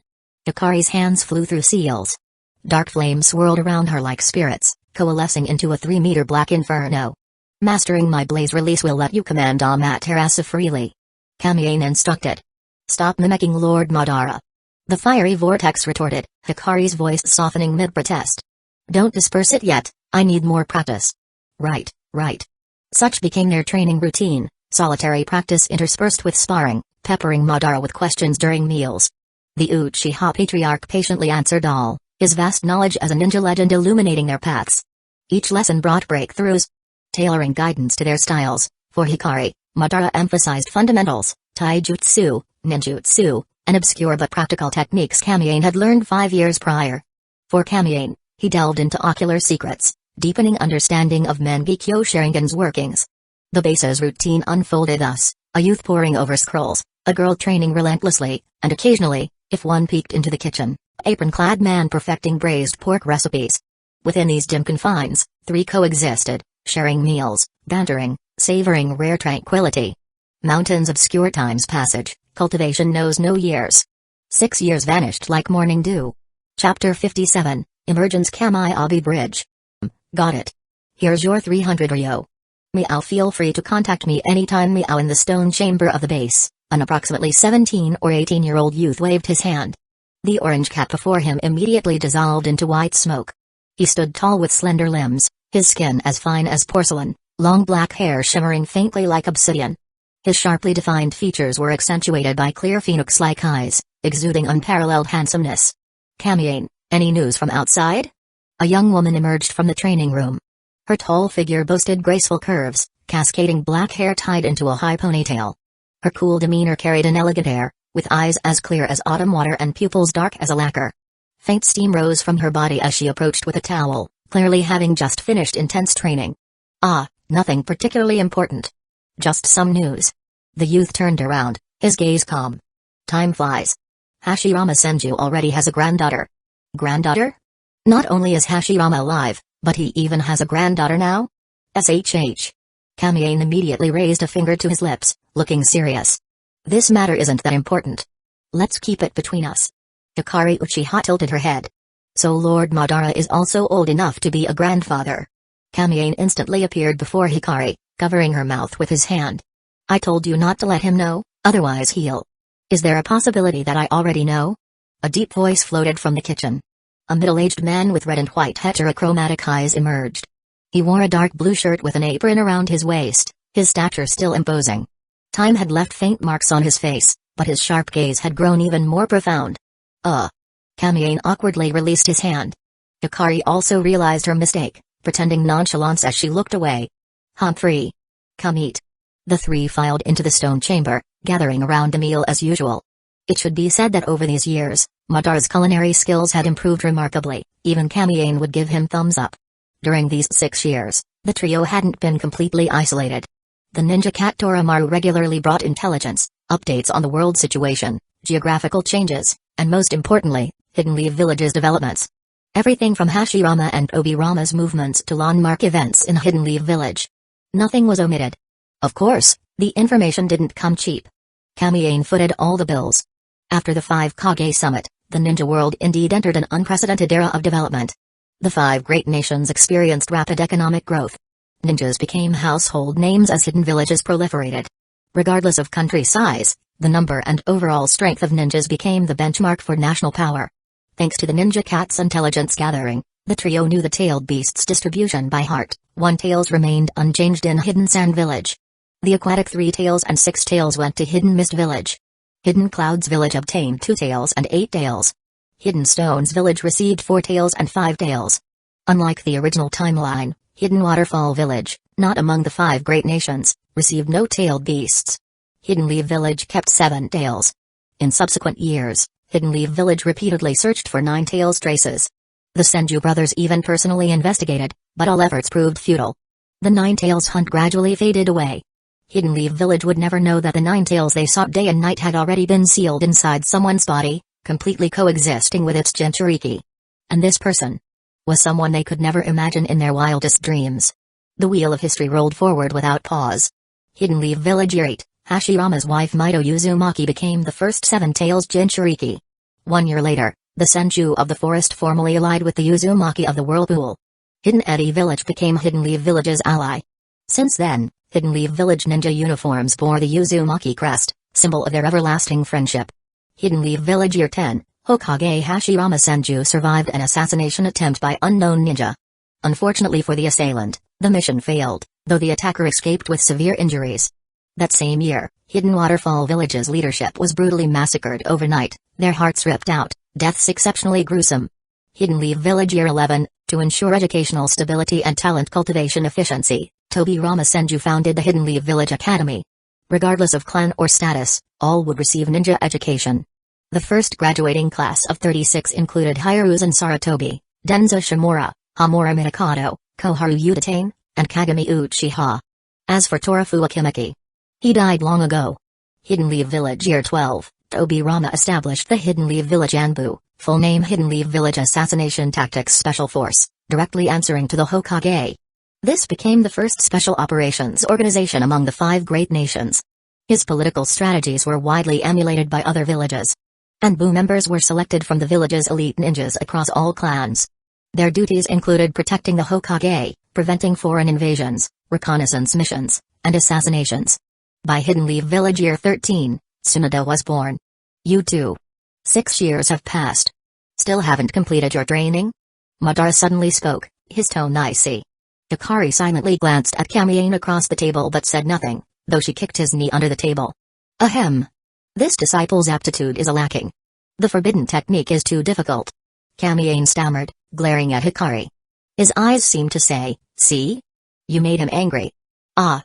Same here. The sickle's manageable, but this blazing fan. How do you even use it? So difficult. Hikari put on an aggrieved expression. Madara snorted coldly, his gaze sweeping over them. The two shared a knowing look before burying their faces in their rice bowls. I know why you won't leave. Madara's tone softened as he unbuttoned his shirt, revealing a muscular torso. Both looked over. The chest injury had completely healed. The stubborn unhealed flesh had fully integrated into the wound, forming a pale scar devoid of blood. My strength has gradually recovered these years. Though far from my prime, I've regained Kage-level power. Madara's voice remained calm, exuding his usual authority. Rest assured. Even without you two, I face no danger. Hey, Lord Madara's divine might leaves no room for concern. I wouldn't dare presume to worry about you. Kamiane picked up a meat slice, side-eyeing the last piece of braised pork. Yeah. We can barely take care of ourselves. Hikari muttered under her breath. Truthfully, I'm not upset about Hashirama. Madara shook his head with a rare warm smile. I too have successors. And my Uchiha heirs are second to none. Kamiane and Hikari froze. The former took a deep breath to compose himself while the latter's wrists trembled, eyes glistening with moisture. Seeing their reactions, Madara smiled faintly. I'll say this one last time. Either leave immediately for your trials. Or never leave at all. Kamiane lightning fast snatched the last braised pork into his mouth, mumbling, how strange. I suddenly comprehend. Was Izanagi always this simple? Hikari didn't speak, but swiftly stood and strapped the fan and sickle to her back. With perfect synchronization, they walked toward the exit. As the base's stone doors swung open, Hikari seemed to consider looking back, but Kamiane tugged her forward. Together, they stepped into the sunlight. Madara quietly watched their silhouettes. The sunlight blurred their outlines while illuminating the profound, unreserved pride that had accumulated on his face over 6 years. Chapter 58, Tsunoda's 100-day celebration. Lands of Fire, Hidden Leaf Village. The grand banquet was imminent. Tomorrow would be Princess Tsunoda's 100-day celebration, with high-ranking officials from the 5 great shinobi villages gathering in Hidden Leaf Village once again. The streets were adorned with floral arrangements and bustling with activity. Countless shops had sprung up, colorful welcome banners fluttering in the wind, a scene of grand spectacle. Atop a certain tall building, a solitary figure stood on the rooftop in contemplation, silently gazing down at the extraordinarily lively village. Lights decorated the streets with vibrant colors. The evening breeze carried faint laughter as he watched quietly, as if he were a person from another world. After an unknown length of time, another figure appeared beside him with a swish, breaking the silence. Kagami, let's eat together after this ends. The newcomer spoke with a smile, the faint scent of alcohol wafting from him the moment he appeared. Clan head. You've been drinking? Kagami Uchiha's tone carried surprise. TSK. How many times must I say this? Call me captain when we're outside. Clan head sounds too distant. Hikaku Uchiha waved his hand, draping an arm over Kagami's shoulder. His cheeks were flushed red. Besides, you're now one of Lord Obirama's direct disciples. In terms of status, you far surpass this mere clan leader. Hick. When you eventually join the higher ranks and become Hokage, I might have to address you as Lord Kagami. Ha ha ha. Kagami slightly furrowed his brows. Captain Hikaku, tonight is a critical moment. Security duties are of utmost importance. The banquet hasn't concluded yet, how could you drink alcohol? Ah. Right. Lord Kagami's reprimand is justified. Hikaku slapped his own face, grinning. I neglected my duty. Deserve punishment. I'll toast you 3 drinks later.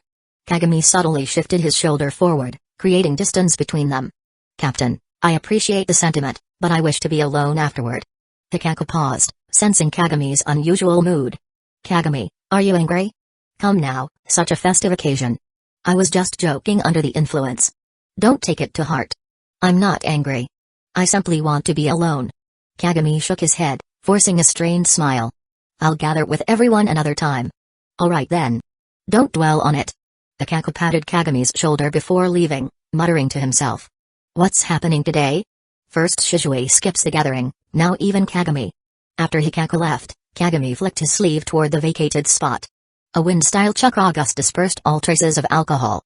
His gaze regained its tranquility, though loneliness lingered beneath the calm as he looked down at the streets again. Suddenly, his expression shifted. He instantly vanished, leaving only a slowly falling leaf where he'd stood. Street corner. A conflict erupted between Hidden Mist Village's delegation and villagers. Say pencil mustache again, you brat.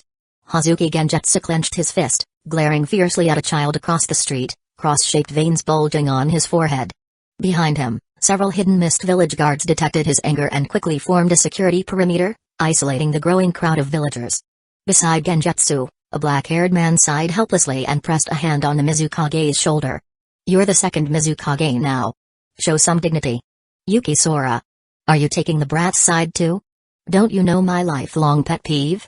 Genjutsu's anger remained unabated. I said not to mention that nickname in front of me. This brat keeps shouting it. This is deliberate provocation. Across the street, a child hid behind 2 Hidden Leaf Village ninja, making mocking faces. The black-haired man scanned the increasingly tense surroundings. We're guests in Hidden Leaf Village. Why bother with a child? Fine, fine. You're the magnanimous one. You're the diplomat. Genjutsu shook his sleeves irritably, venting on his companion. If you're so outstanding, why did the old man choose me as Mizukage before dying? At that moment, Kagami Uchiha landed lightly in the crowd, hand resting on his sword hilt. Disorder is prohibited within Hidden Leaf Village.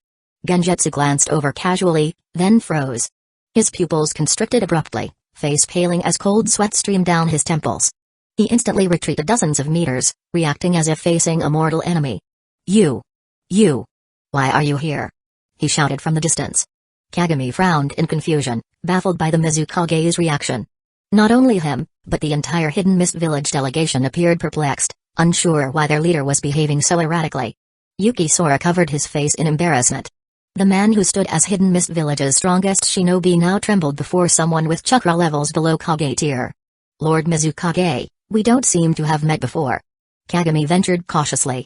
Genjutsu finally realized his mistake, exhaling shakily. The resemblance was uncanny, black eyes and hair, similar bone structure. But upon closer inspection, the facial features differed slightly from that demonic youth 6 years prior. Rubbing his eyes, Genjutsu slowly returned. The memory remained too vivid, especially that mocking smirk that still made his scalp tingle. Apologies. I mistook you for someone else. A derisive chuckle suddenly echoed from the street. How amusing. The Mizukage frightened by Hidden Leaf Village's fledgling. Hidden Mist Village's decline becomes evident. A bandage-wrapped man with vulture-like eyes emerged, limbs abnormally elongated. Only his sinister eyes showed through the wrappings. Long time no see, Mew. Genjutsu crossed his arms, pure killing intent flashing in his gaze. Heard your Lord Ishikawa died. Congratulations on becoming Tsuchikage. Likewise. The second Tsuchikage locked eyes with Genjutsu, mutual gazes conveying lethal intent. Kagami felt the situation growing precarious. The atmosphere resembled a powder keg needing only a spark. These two youngest Kage could reduce the street to rubble instantly. As panic set in, a hand patted his back. A deep, resonant voice sounded, the village contains no battle arenas for you two. If you wish to fight, take it to the Land of Wind after the banquet. Obirama Senju emerged behind Kagami in loose blue ceremonial robes. Lord Second. Kagami's eyes shone with gratitude, tension draining away. Leave this to me. Obirama stated without turning, sleeves folded as he approached the belated Hidden Stones village delegation. Kagami immediately nodded, assisting other Hidden Leaf Village ninja in dispersing onlookers. Only after normalcy returned did he relax. Silently retreating to an alley, he closed his eyes briefly. Hokage Mountain, a figure materialized soundlessly beside a kunai embedded in the cliff face. Kagami Uchiha opened his eyes. The world here lay in perfect silence, accompanied only by cool night breezes, an oasis removed from worldly clamor. His lowered gaze took in the panorama below. Hidden Leaf Village's streets glittered with festive lights, the distant Uchiha compound equally illuminated and lively.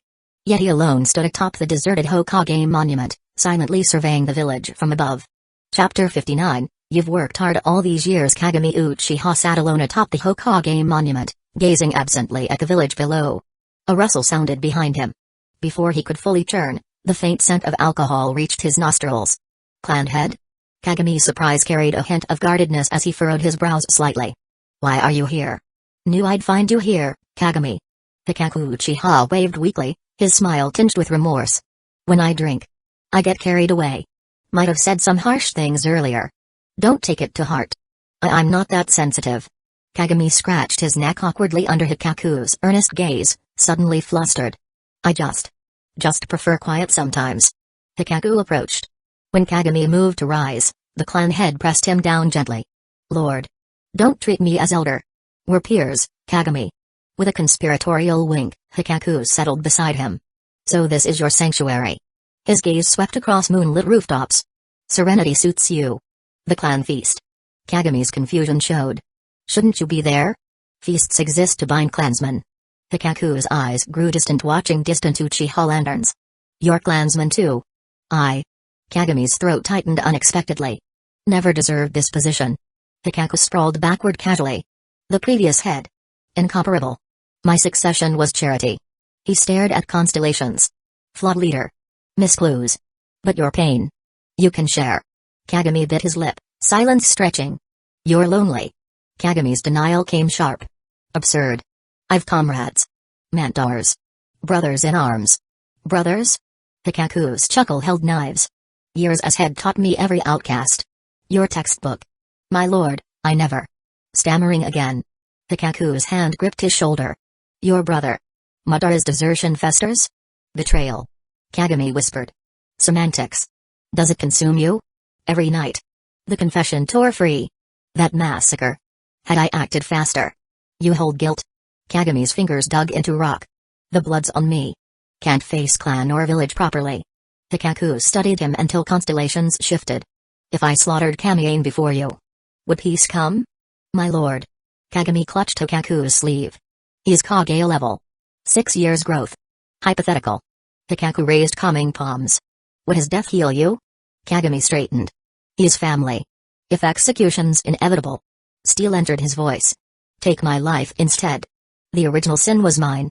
Hikaku's late calm eyes held decades of sorrow. Will you stand with me? Kagami pressed. Support your suicide? Hikaku exhaled starlight.